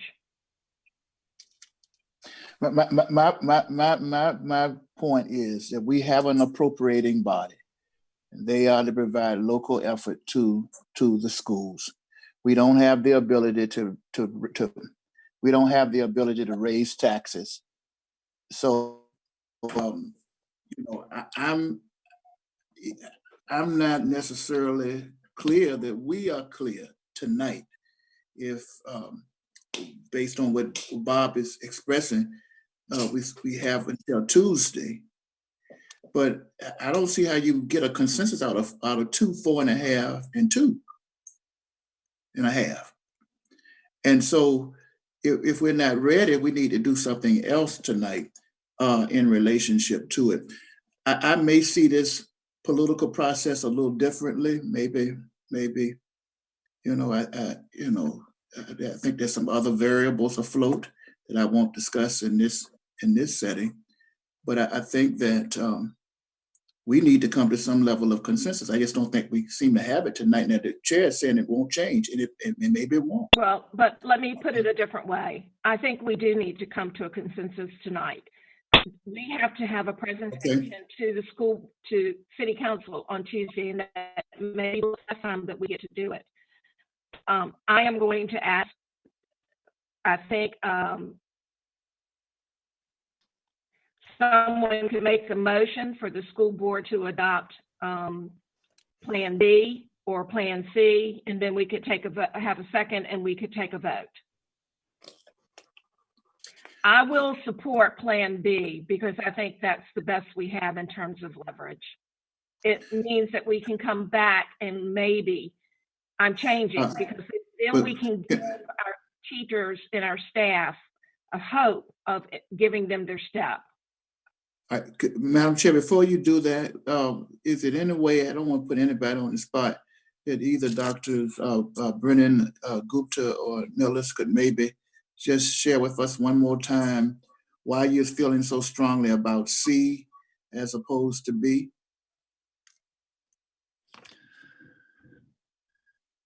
So if I could, I'll make a comment just about the logistics, which is that as we said at the beginning of this meeting and beginning of this conversation, we just received this information, an hour before this meeting occurred. Mm-hmm. And I really think that it'd be more appropriate for us to have some more time to look at this information and any other questions that we have, because it's still a little unclear to me, some of the details. And I know Dr. Edwards has pointed it out, but I'd love to see it in an itemized thing about where that $1 million for the health insurance from the state, which plan has the step process being frozen, things that actually detail with us where are the things that are we can talk on in an intelligent way to say, okay, we understand these are exact items that where this money is going. There's been a lot of numbers thrown around. I think it's very hard for me anyway to keep up with. I think one suggestion I would have is I think that for Dr. Edwards to call Mayor Tweedy to ask what is their plan for this. It would be nice if we could present to them at the end of May, that meeting, rather than next Tuesday, to give everyone a chance to make sure they're comfortable that we have the appropriate information, we're comfortable with the process. I mean, I haven't looked at the schedule, but we have a work session on the 19th and could discuss it again there. That would give us plenty of time. But I'm very hesitant to vote on a program. This has been discussed for a long time. It's very complicated, and to take a proposal that we've just gotten, this afternoon, I'd like to see some more details before I vote. So I'd like to see if we have more time to do it. Dr. Nillis?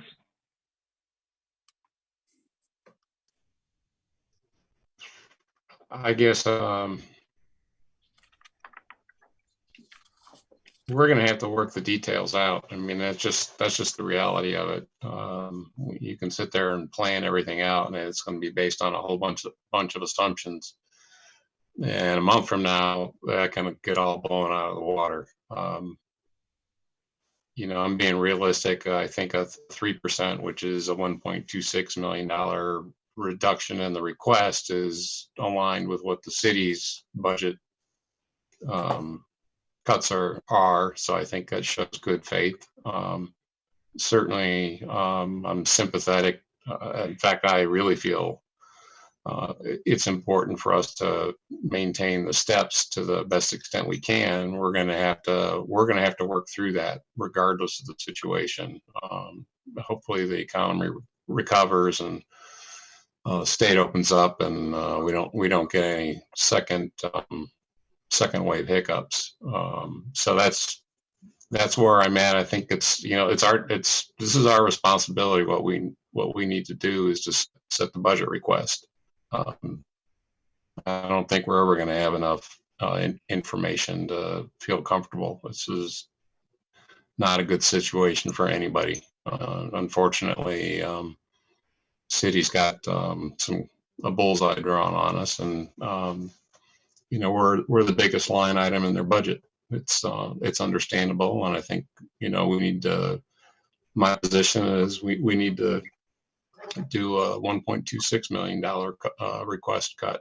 So I'm willing to vote for the support the million for option B. I think option C is a little too much. Thank you. What was that last thing that you said? I think option C is a bit much. The $1.5 million. So. What do you mean by a bit much? I think it's too much of a excess burden on the schools. You know, it's not proportionate to what the city's budget reduction is. So are you saying you support option B? I'm saying I would support a split of 1.26, but if we're voting between B or C, then I'll vote for B. Okay, thank you. Dr. Gupta? I agree with Dr. Brennan, what he said. And as I said in the very beginning, as Dr. Brennan pointed out, I know people don't like reality, but the reality here is that certain decisions are made, they put it back on the table, but going forward, there'll be limitations to, we can ask for option A, that's the ideal option. But will we get it? I don't think so. But situation may change. So we are not putting hold for the whole year. We're putting it on hold only till October. So if the economy improves, we may be able to give, as Dr. Edwards says, step increase plus a bonus. But till then, we got to work with the city, work with the budget they have and the constraints they have, and not put them in a corner and saying, okay, my way or highway. So as I said, 23%, Dr. Brennan, that's the number you had? We are 23% of their budget? We are. If they have a $200,000 budget and we are, $200 million budget and we're 42 million of it, that's about 23%. So 6.5 million they are trying to cut. 23% of that is 1.495. Is my math correct, or am I failing in this math class? So they are cutting $6,066,000. Not 6.5. No, not that. This is from the work session they had.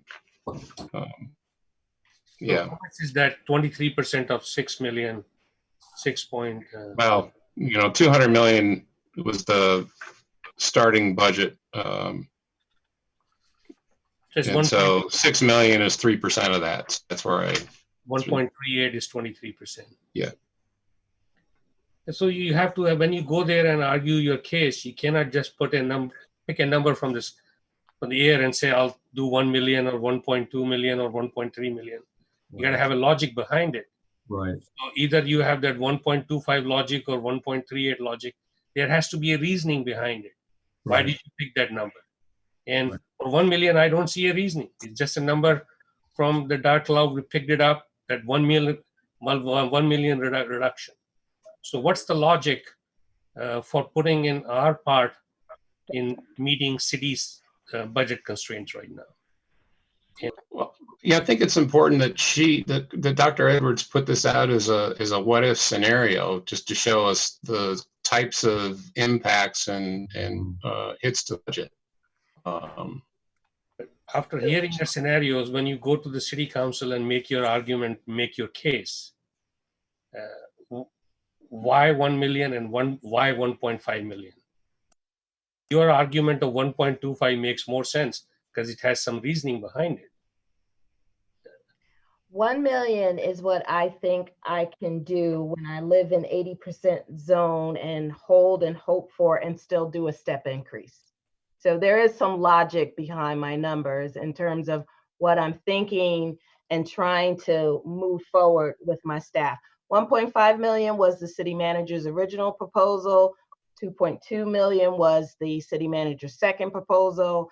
My first proposal, which has a lot of detail and a lot of thought behind it, is option A. Option A would have done what we needed to do, and had we even not had the state cuts, there was a lot of work behind what we did. There was a lot of work behind when we looked at when the state first cut us, and then we went to, okay, again, trying to preserve our staff, our programs, the things that we're doing. Absolutely. I can sit down and kind of do a dollar number of, hey, this is what it costs to cut, let's just take a program, the Go Center. This is what we would save in transportation. This is what we would save if we didn't do schools of innovation. This is what we would save if we didn't do internships. And just look at that from a transportation perspective. It's not what I want to do because I value those programs for our kids. But if all I'm doing is, if the request is, we need to see every single dollar and exhaust every single dollar and look at it that way, I will caution us with that, because when you start doing that, and I'm even hesitant about saying that right now, we make people uncomfortable with that. I'm sure the people at the Empowerment Academy are feeling uncomfortable. I'm sure our teacher of the year right now is feeling uncomfortable at the thought of, is my job on the chopping block, because there's a number associated with that program. And kudos to Ms. Crabb for giving us all the data that we needed and Ms. Lakonich to do that.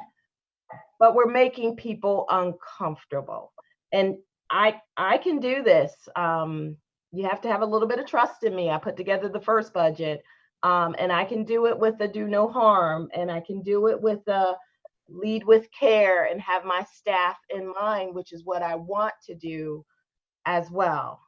Dr. Edwards, I didn't hear throughout this discussion anybody pointing out cutting out Empowerment Academy. So No, where is the discussion pointing of making them uncomfortable comes from?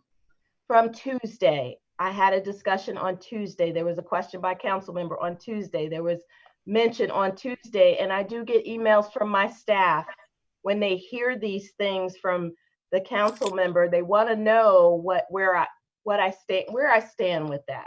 And I do have to make them feel comfortable that while these questions are being asked, and while I did give the data, and yes, I did have to give the data about what the assistant principals and associate principals come for. So I am being asked very publicly, and people do respond to me.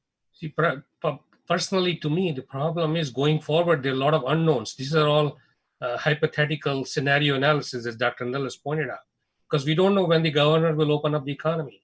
So how much long-term impacts will it have? When we come back in fall, will we still have online classes? Do we need a director of online education? You see what I'm saying? Online technology. So all these things are unknown right now. We don't have that crystal ball. We have to look at what we need now. And as I look at this, all of us want A. We want to be able to do what we can do for our kids. 2 people want C. Gary is sticking with A. Thank you, Gary. 2 say C. 6 say B.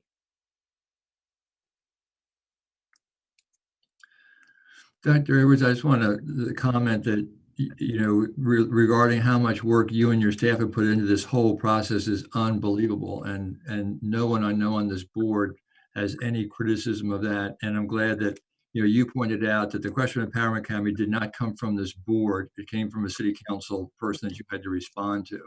And I don't think this board, I think it stated pretty clearly that they don't want to make cuts in people. So we want to stay away from that. But let me ask you, what do you think? You were the one who stood up there last Tuesday and took the fire from city council. What do you think that you need to be able to go back to them? That's good, Bob. That's a great question. I think that if I go back to them and I say, we are exactly where we were, and we're holding fast on asking for level funding, I think they will make a decision. To the best that council will make a decision. I don't think that, as much as I would love to have option A, I don't think that in this economy with what we're experiencing, for us to do that, even though, yes, we have had level funding for 4 years. I'm with you, Kim, on that one. And we did do due diligence to try to come in at flat funding with all of the local match requirements that were in that budget. And I'm very proud of my staff for being able to do that. But I do think that I am being called to go back to the table and negotiate something. And we are stuck between what we asked for, which is the 42, and the city manager's proposal of the 2.2, which I have a better shot at saying, come October, I can revisit it and I may be able to look at this very differently if it's $1 million on the table versus if it's $2.2 million on the table. $2.2 million when you're looking at a budget of which over 80% of our budget is people and benefits. Yeah. So you can cut all the pencils you want. You can take out paper charts. You can say no more crayons, no more color copies.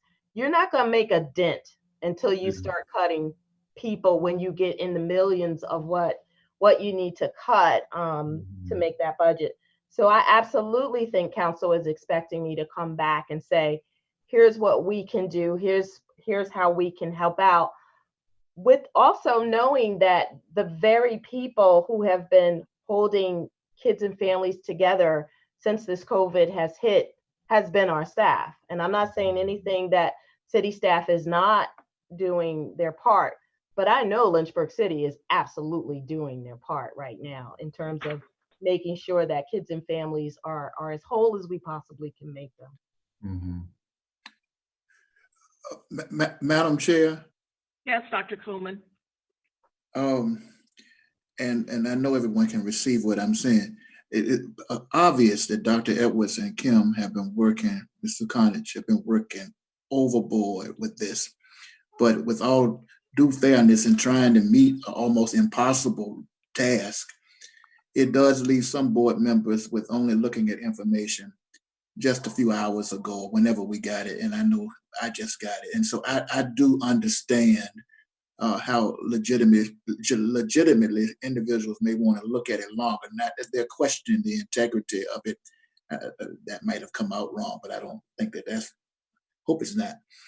Is it any way that we can reconvene before Tuesday to settle this up? I'm B. I'm going to be today. I'm going to be B, whatever day. And if not, I'm prepared to make my B tonight. I'm just wanting to put that out there. I just have one quick question, if I can. Yes, Ms. Evans.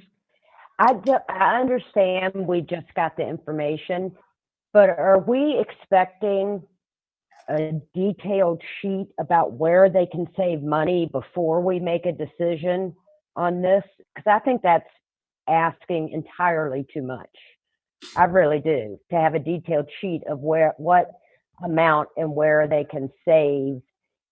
And I'm happy to meet another time, but I'm going to fully support how you feel about a Dr. Edwards and going in and asking for the $1 million And I'm just not sure trying to find an itemized thing is where we need to be right now until we get our budget, and then we can start looking at itemized things on where we can save money and what we can do.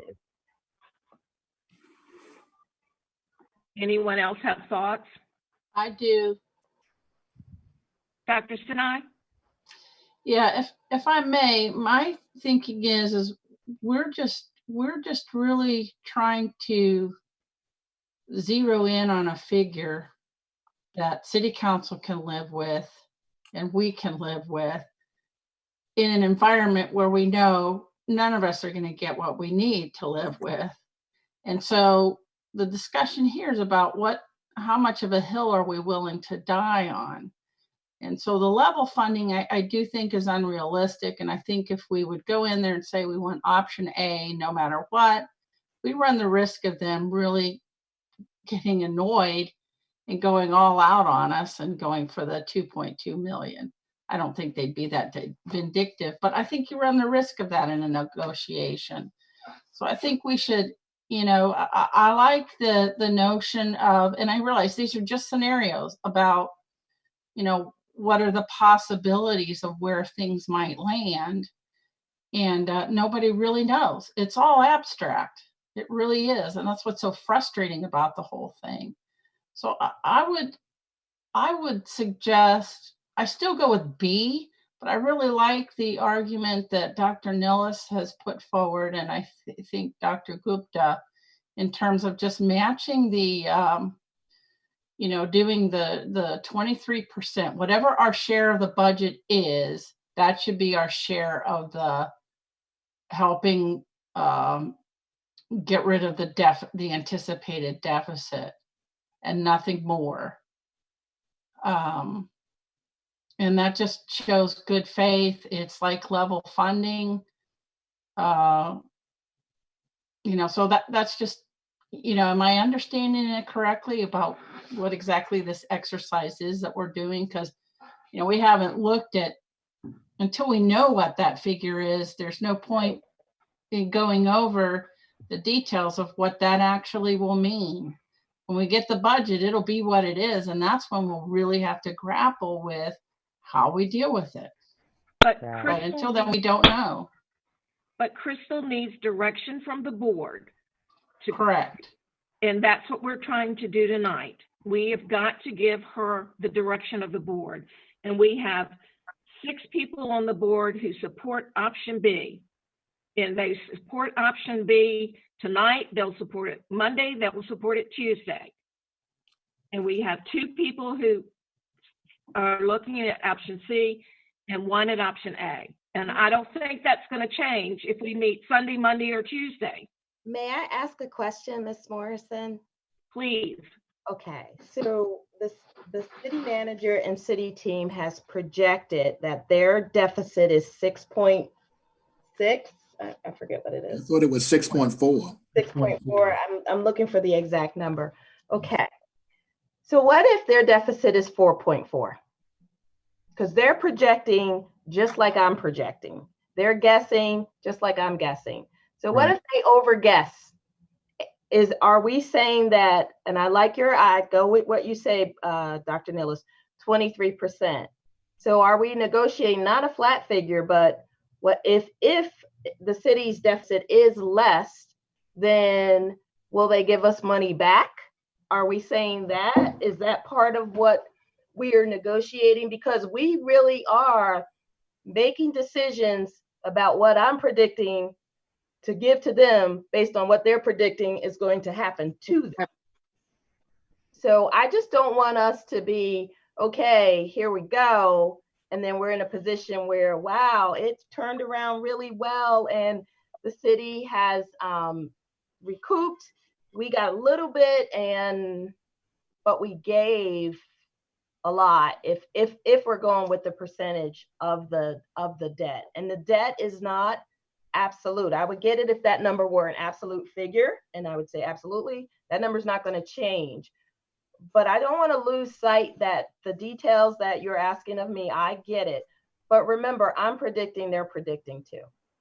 Right. So that's why I think that 23% is a more rational figure because it can be fixed. And so if their deficit is just 4, then we should, our share should be proportional to what we are of the budget, not more, which is what it appears they're asking of us in what they're proposing right now with the 2.2, right? So we shouldn't have a disproportionate burden in making up the deficit. Of course, if the deficit is more, 23% of higher is going to hurt as well. But at least we're all sharing the pain proportionately. That I think is rational and reasonable. Doesn't give you a hard figure to go. It just says, let's suggest this. Where 23% of your budget will be 23% of your deficit. And that's what we can work with. We'll make it work. I have had a request from many board members if we could please take a 5-minute break. Yes, thank you. Yeah, that'd be good. Great. So we will reconvene in 5 minutes. Thank you, Madam Chair.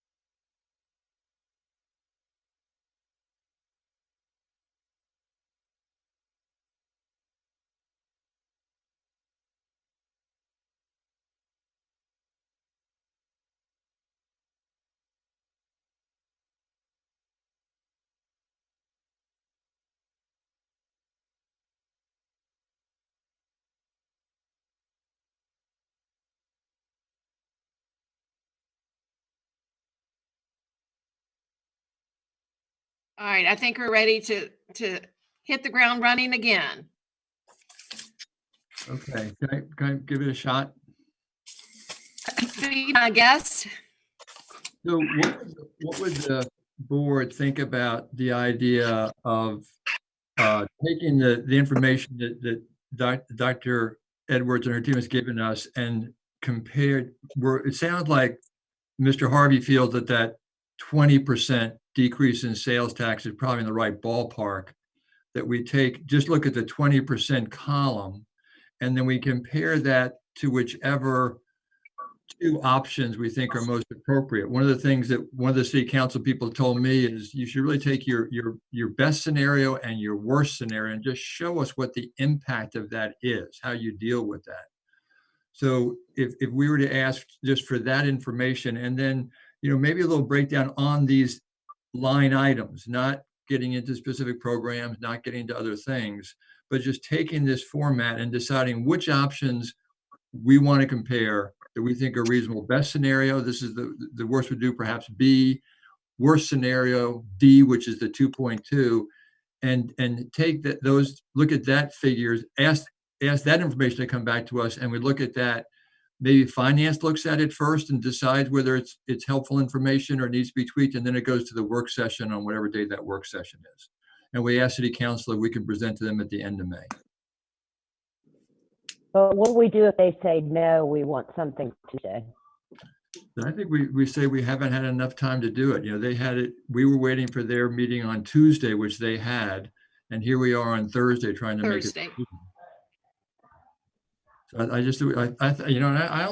don't think that would be objectionable if we were in good faith, which I think we are, trying to come up with a good response and a good proposal. But I think it's a question that would have to go to the mayor from either Ms. Morrison and or Dr. Edwards to say, this is what we'd like to do. Can we do that? Because I think it's going to affect their agenda for next Tuesday. Right. Dr. Edwards, what are your thoughts? I have no problem asking. I guess I need clarity on when you say your best and your worst. So for me, the best and the worst is the 90-70, that number wise. But when you say line item, because I don't want to waste my time or Kim's time. I don't want to bring you something where you're saying, but what about, because time is of the essence. Sure. Specifically what you are looking for in a line item. So give me an example of what would I present to you that you would say, yes, this is exactly what we want to see so we can make a decision. Sure. And, I'll take a shot at it, and I hope that other people will do similarly.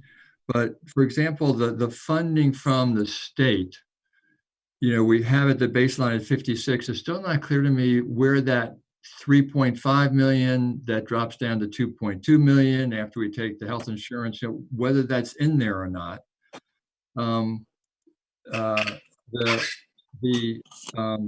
issue about the fund balance gap filler, this is the first time we've seen that. What does that represent? Where are those funds coming from? The stimulus gap filler. Wait.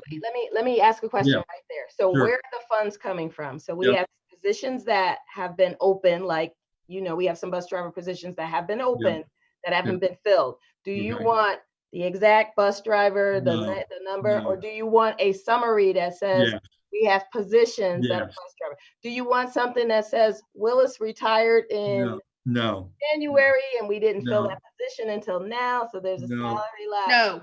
I like it to be a line that's personnel that just summarizes all that. And is there anything else? Are there other savings, like the COVID savings? Is that in there?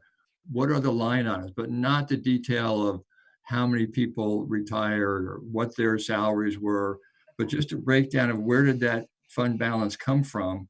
And can the stimulus gap filler, in previous conversations, we've said we haven't been able to use that for other than IT. I assume some of that has to go for IT. That, if we're taking the whole thing, is that true? Do we have that whole option for that? And then finally, at what point does the salary freeze come in with the in the different scenarios?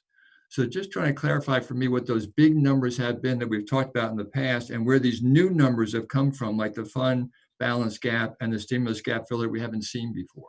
Okay, so the stimulus is the 3.3 million that I had shared with you previously. Mhm. And you also have a document that explains the additional 2.5 million. So remember, the state cut us 1.5. So when we were going from the 3.9 down to the 2.5, and you're like, you're not sure where that money came from, that state cut, the first cut, when they cut the salaries and a bunch of other things that we went over with you, that part hasn't changed. So that I could do. The stimulus money was 3.3. That's our anticipated. There's an application that we have to fill out that we haven't done yet. It's in process. It's not, I don't think it's open and available yet, Kim, is it? Or is it coming? Okay, I didn't think so. So that's anticipated right now. And again, anticipated 22% of that has to go to non-public schools. So that's what I talked about on Tuesday when I was talking to City Council. So I can do that. I can give you a list of here's personnel. If you go to your questions and on the council one, when you said, what is our projected COVID savings? There is a page because Councilman Helgelson asked us that.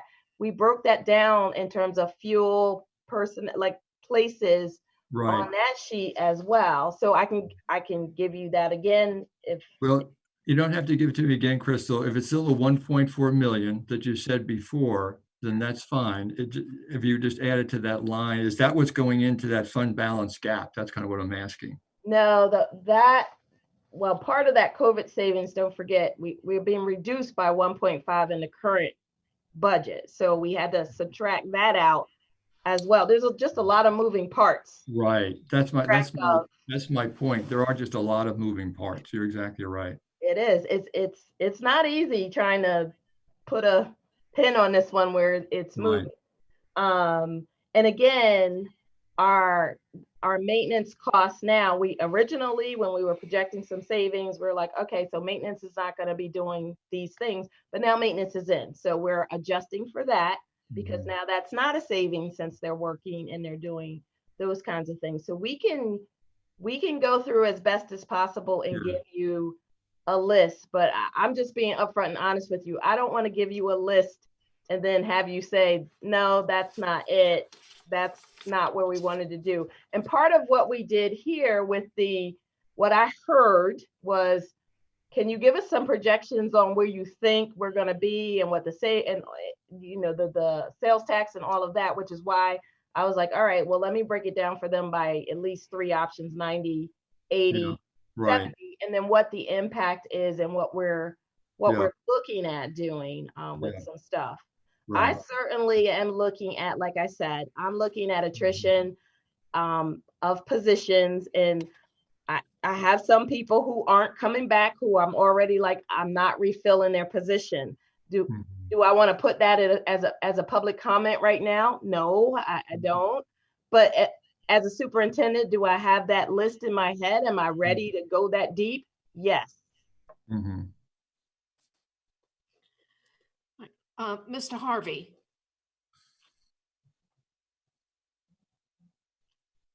Gary, you're muted.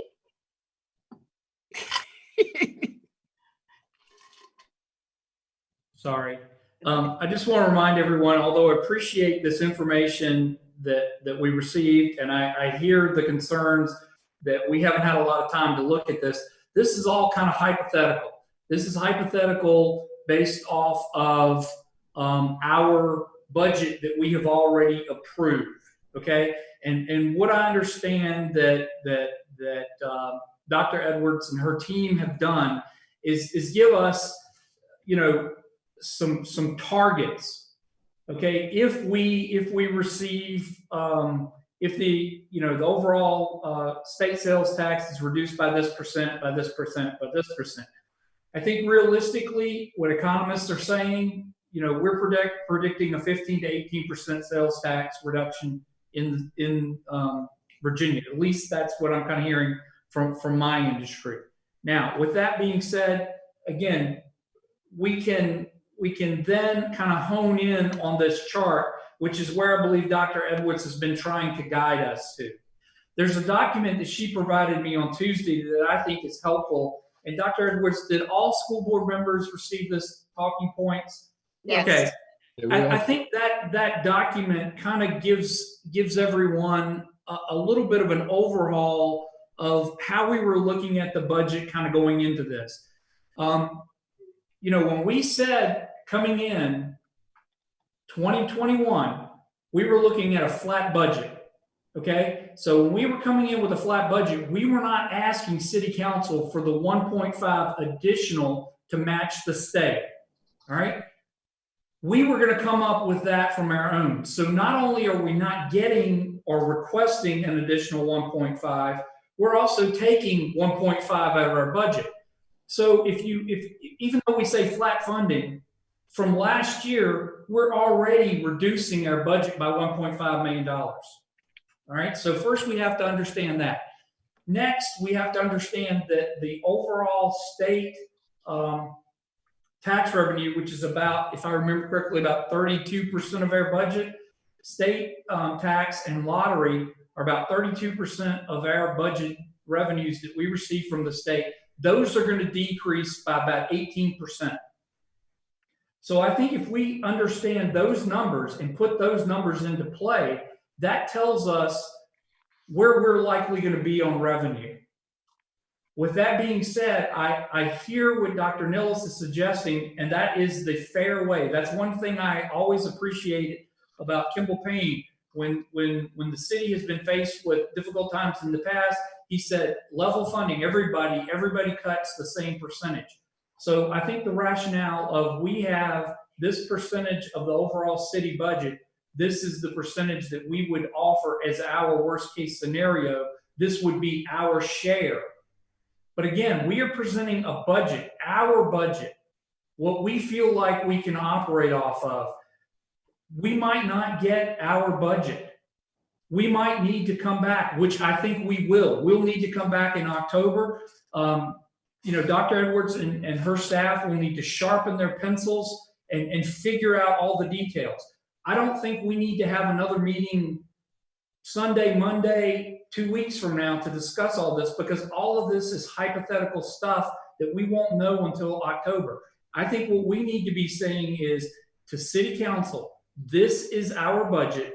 This is what we feel like we can operate off of. And I think we need to go in there and share with them, even on our option A, our level funding budget, we are asking for $1.5 million less in the first place, and we're having to get that $1.5 million out of our budget elsewhere to cover you know, what we're predicting. So if we then look at an 18% reduction in state revenues, that shows us ultimately where our budget would be, what we're going to likely end up with. And that's what I think we need to go to City Council and say, okay, here's where we need to be. But here's our worst case scenario that we can be in. And that worst case scenario is taking that 23% cut from the city match funding that they're proposing to us. And those are the two things that we go in there with. But what we're actually being asked to do is go to City Council with our budget, with what the school board says we need to operate. That doesn't mean that that's what we're going in there and saying this is our way or the highway. We're saying this is what our budget is that we need to operate, and then we need to know where that number is, where that pain point is that we cannot go below. Because again, I remind everyone, if we look at the hypotheticals in option B and we assume an 18% cut, we're in the red. We're operating in the red. So operating in the red means we have got to find cut somewhere. And Dr. Edwards has told us, we're not going to find it in crayons and pencils. We're talking about cutting people. So when we go to City Council, we need to understand that. Anyone else have any comments? So Susan, Dr. Edwards. Just so that we know, because we've had so many different versions and I don't have them all on this hard desktop here, but you do have from our pre-COVID budget, March 31st, if you go back to the documents I gave you, in addition to revenue, you have a detailed explanation of expenditures. So if you wanted to know how much we were spending in salaries, in purchase services, and if you really were like, this is an area where let's look at purchase services in this department. I mean, you do have that. So you know how much we've allocated the pre-COVID budget, how much we've allocated in each area. So you have a starting point with that. So I just want to remind, like, I didn't give you the documents that I've given you before. And that wasn't because I was trying to not give you information. I just trying to save a little bit of time and paper. But if you go back to the handout that we sent you, or that's in the March 31st board agenda, you can look at those numbers and see where the expenditures are for the flat funding. If you were curious how we had allocated the flat funding, where's the money in salaries, where all of those things are, it is there. Further comments? Madam Chair, I think Sharon wants to speak. Thank you. Ms. Carter? Oh, thank you. I was just wanting to say that we've had the pleasure of having deep dives into our budget for the last couple of years. Prior to this, generally we were given a budget and we voted on it, not knowing all the parameters, not knowing all of the details. Now, whether that's good or bad, I don't want to say, but we hired Dr. Edwards and Mrs. Lukanovich to do this job, to do the detail work. And yes, we're supposed to ask questions.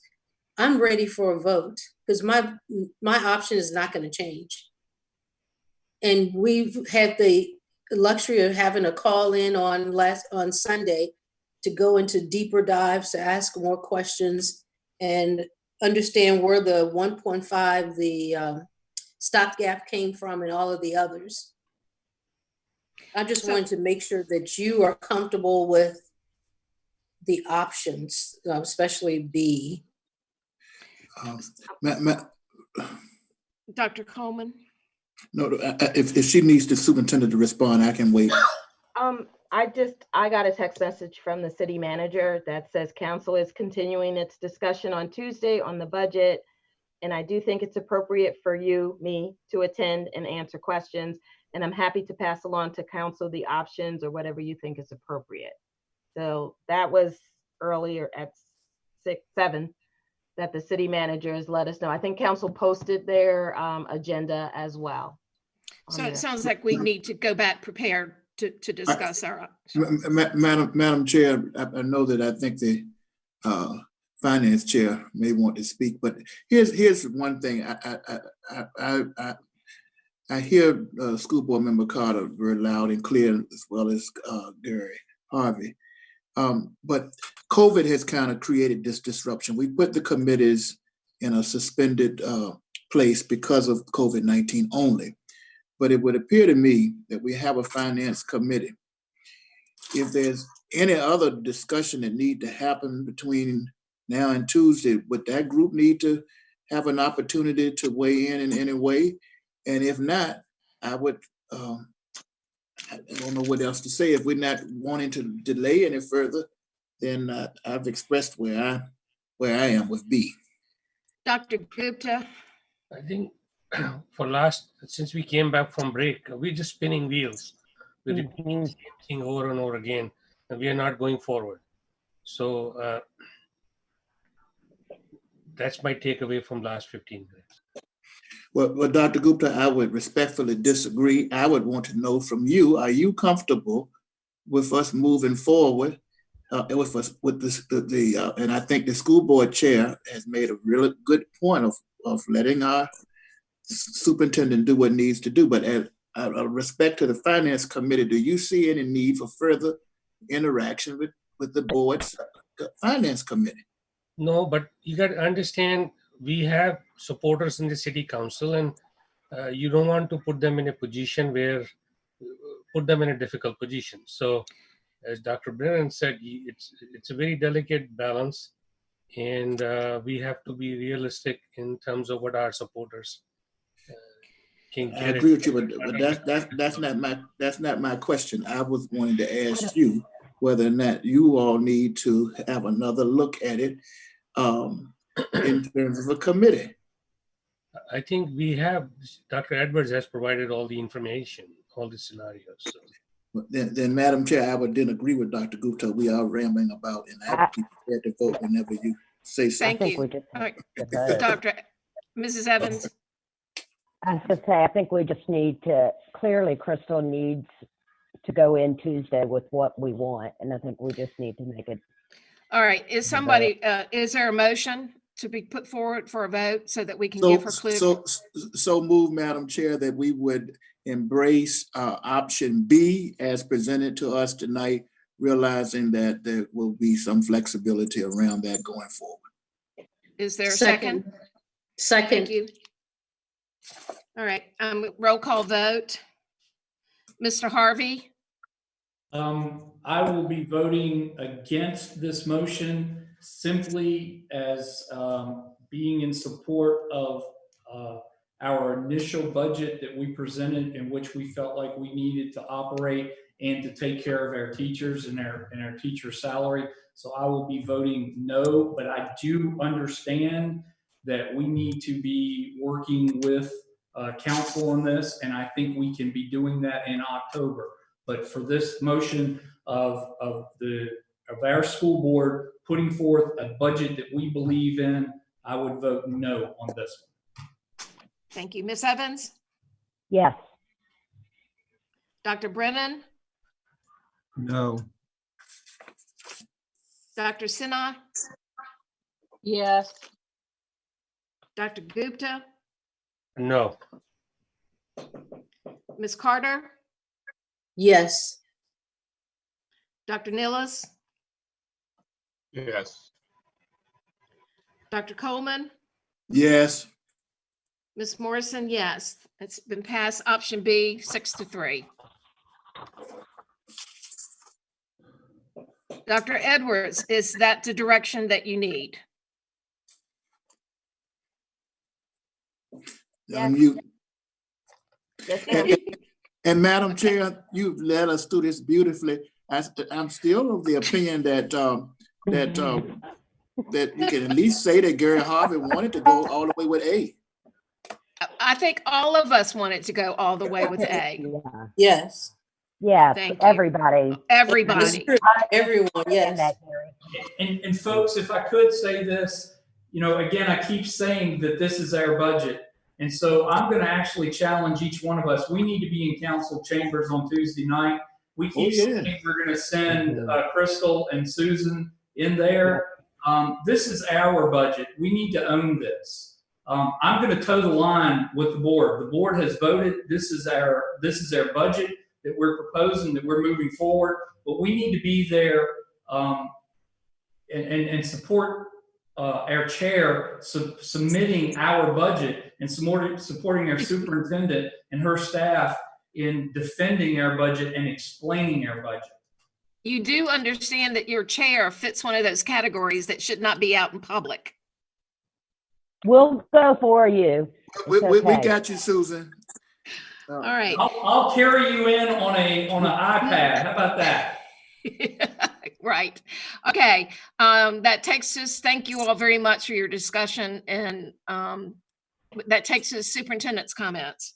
So, very, very late, but I just wanted to reiterate that it is Teacher Appreciation Week. So happy Teacher Appreciation Week to all of my staff.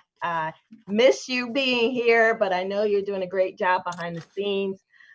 We also had some recognition last Friday, Superhero Day, for our nutrition staff. So congratulations to them. On Wednesday or Tuesday, my days are blending now. We had the nurses recognition, and we got to meet with all the nurses virtually and thank them for their service. And our nurse coordinator, Andrea Bryant, is actually going to be featured in the Lynchburg Living magazine. So we're excited about that. We also have some recognition in that our LCS toolkit, our top 20 tools, was featured in a magazine, Wakelet, as one of those best practices. So kudos to our tech staff for putting all of that together. And you heard about our graduation plans, but we also have summer enrichment plans coming soon. So we want our students and our families to know that the summer learning does not stop. And we're looking at doing both a school and community sort of staycation here in a virtual staycation here in Lynchburg and in Virginia. And that's going to start up June 15th through July 24th. So just wanted to say all of that and say kudos and thank you to my amazing, amazing staff. All right, before I call on the board, I'd like to read, I had several board members contact me to talk about teacher appreciation and comments and staff appreciation. And I would just like to say, on behalf of the Lynchburg City School Board, I'd like to express our sincere appreciation and gratitude to the teachers of Lynchburg City Schools for all of your efforts for the students of our community. We know that you face challenges, frustrations, and worries, some significant. We know how hard you work to meet the needs of our students and families in the classrooms, on the court, in the classrooms, on the courts, on the stages, on the fields, on the buses, in the offices and clinics, cafeterias, and everywhere else in between, including our community. Your accomplishments in educating our students are so much greater than improved SOL scores, and we know that. Although we are extremely proud of your success in that area, it is the relationships that you have created with your students, families, and colleagues during normal and this not so normal times are the real measure of your commitment to our LCS community. Thank you for what you have done, what you are doing, and will do. Remember, everyone who interacts with our students, our teachers, our best wishes to you all to stay safe and healthy. Your Lynchburg City School Board. Yay. Board comments? Thank you. I have one. Mrs. Evans. I just wanted to say, after I wasn't at the meeting Tuesday night, but I watched it. And I understand that our city council is in a very difficult position with everything going on. But I just would like to say how proud I was of Dr. Edwards, because she was in the hot seat and you answered each question to me perfectly. You were honest, you were sincere, you were true to who you were, and I was so proud. So thank you. Well said. Anyone else? Any other board member? Yes, I just wait a minute. All right, Ms. Carter. Just want again, just to continue to thank the school nutrition program. If you just see, if some of you all had the opportunity to see the lunches and how they're wrapped and just the care that they take, that's just wonderful. And I know the students appreciate that. And just to further appreciate the teachers, parents, while you have them at home, if you see behaviors, see different things that may upset you, then think about how it is at school and work with the students on that. So when they come back, that we can just bounce to just a really good start. So practice starts at home. Some of those same behaviors the teachers are seeing in school. So that's a good thing we can work with the children at home. Thank you. Dr. Brennan? I just want to quickly reiterate what Ms. Evans said about Dr. Edwards' presentation. It really was wonderful. And the best part of it was the fact when she came out and said that she loves being in Lynchburg and she wants to stay here for a long time. I was really pleased to hear that. So thank you. That's great. All that you've done. Dr. Nilles? Dr. Nilles?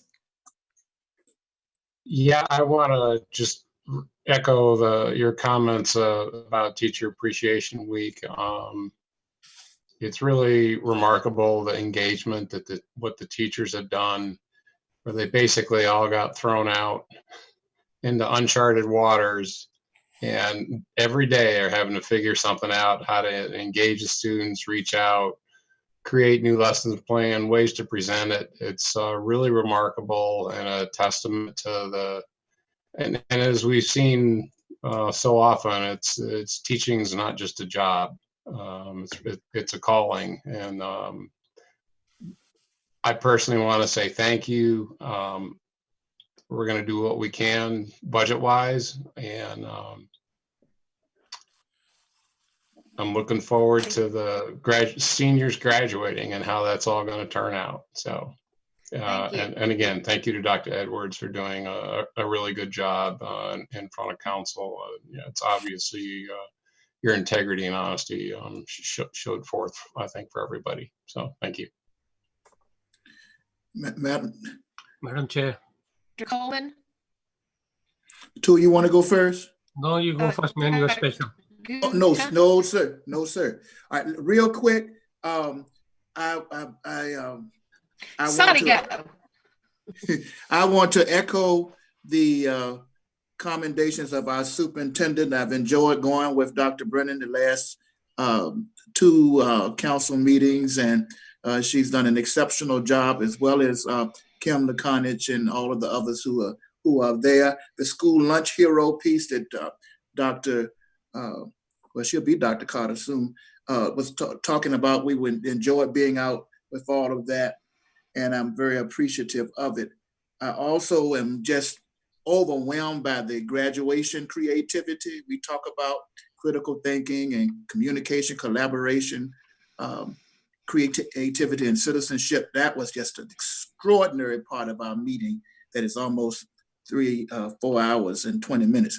And then I do want to say we've suspended the committees, but I do want the board to remember that June the 8th is when the legislative positions are due for VSBA. I happen to chair that committee.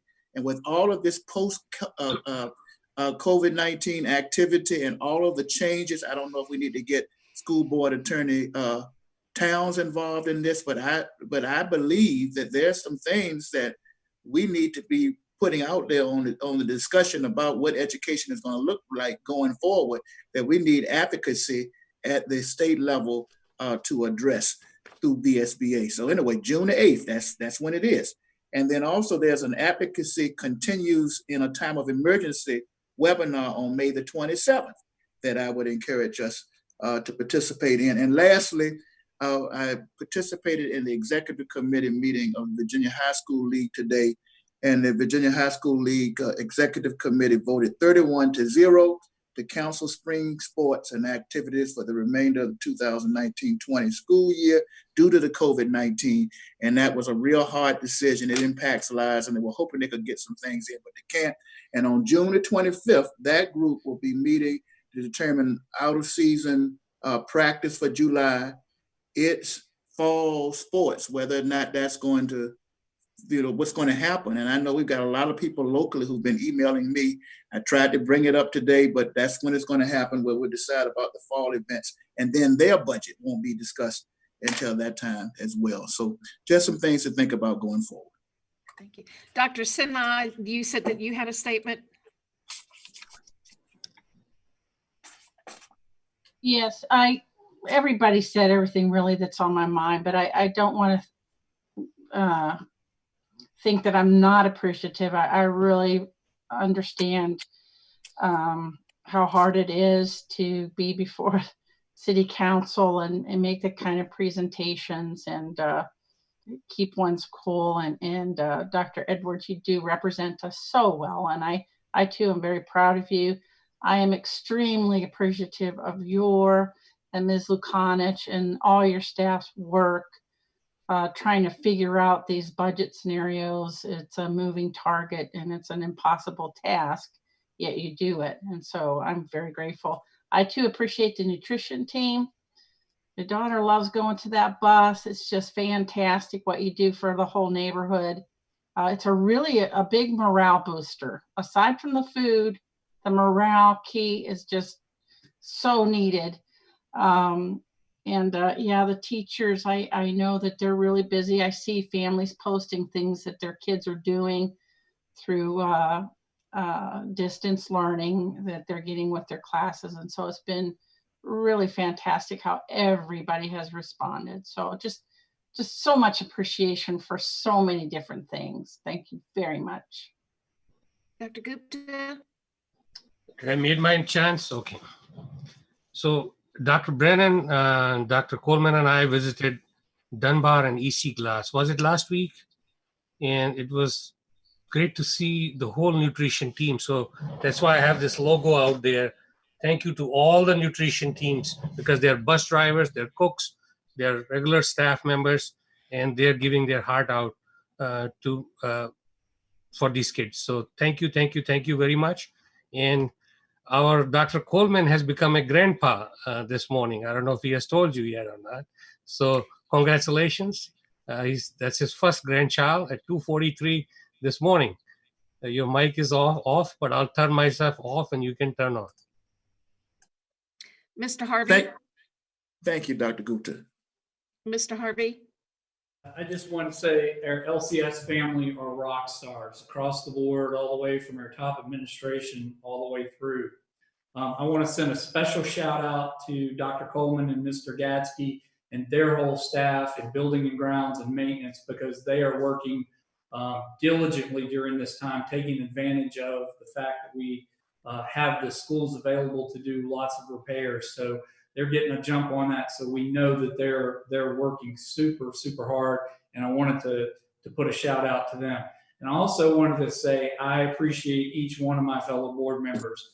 Tonight, we have covered some very difficult ground. I think we're all of the exact same mindset. We support our staff. We love our teachers, our staff, our administration. We want them to know that we appreciate them not only this week, but we appreciate them every single day of every single year. And so hopefully they've heard that loud and clear from us tonight. And, to City Council, to our city administrator, we're going to work with you, but we want to be treated fairly. We just want to be treated fairly. And we want to make sure you understand that we're having to look out for the people that you have put us in charge of. We serve at the pleasure of council, and we always need to be reminded of that. And I think each one of us does that to the best of our ability and with all of our strength. And we're being responsible to the people that they have put us to be responsible for. So with that, again, LCS rocks. Thank you. The next school board work session is scheduled on Tuesday, May 19th, 2020 at 5 p.m. The next school board meeting will be on Tuesday, June 2nd, 2020 at 5 p.m. Dr. Brennan, I hope you didn't have 7 o'clock dinner reservations. It was curbside, so it was all right. I'm sorry. Happy anniversary. Hey, Susan. Yes.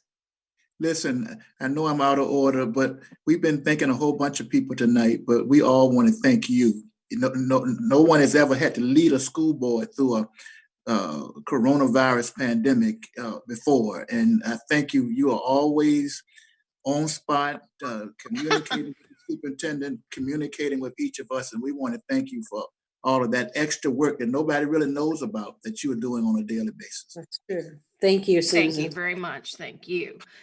It's my pleasure. With that, we are adjourned. Okay. Bye. See you all. Bye.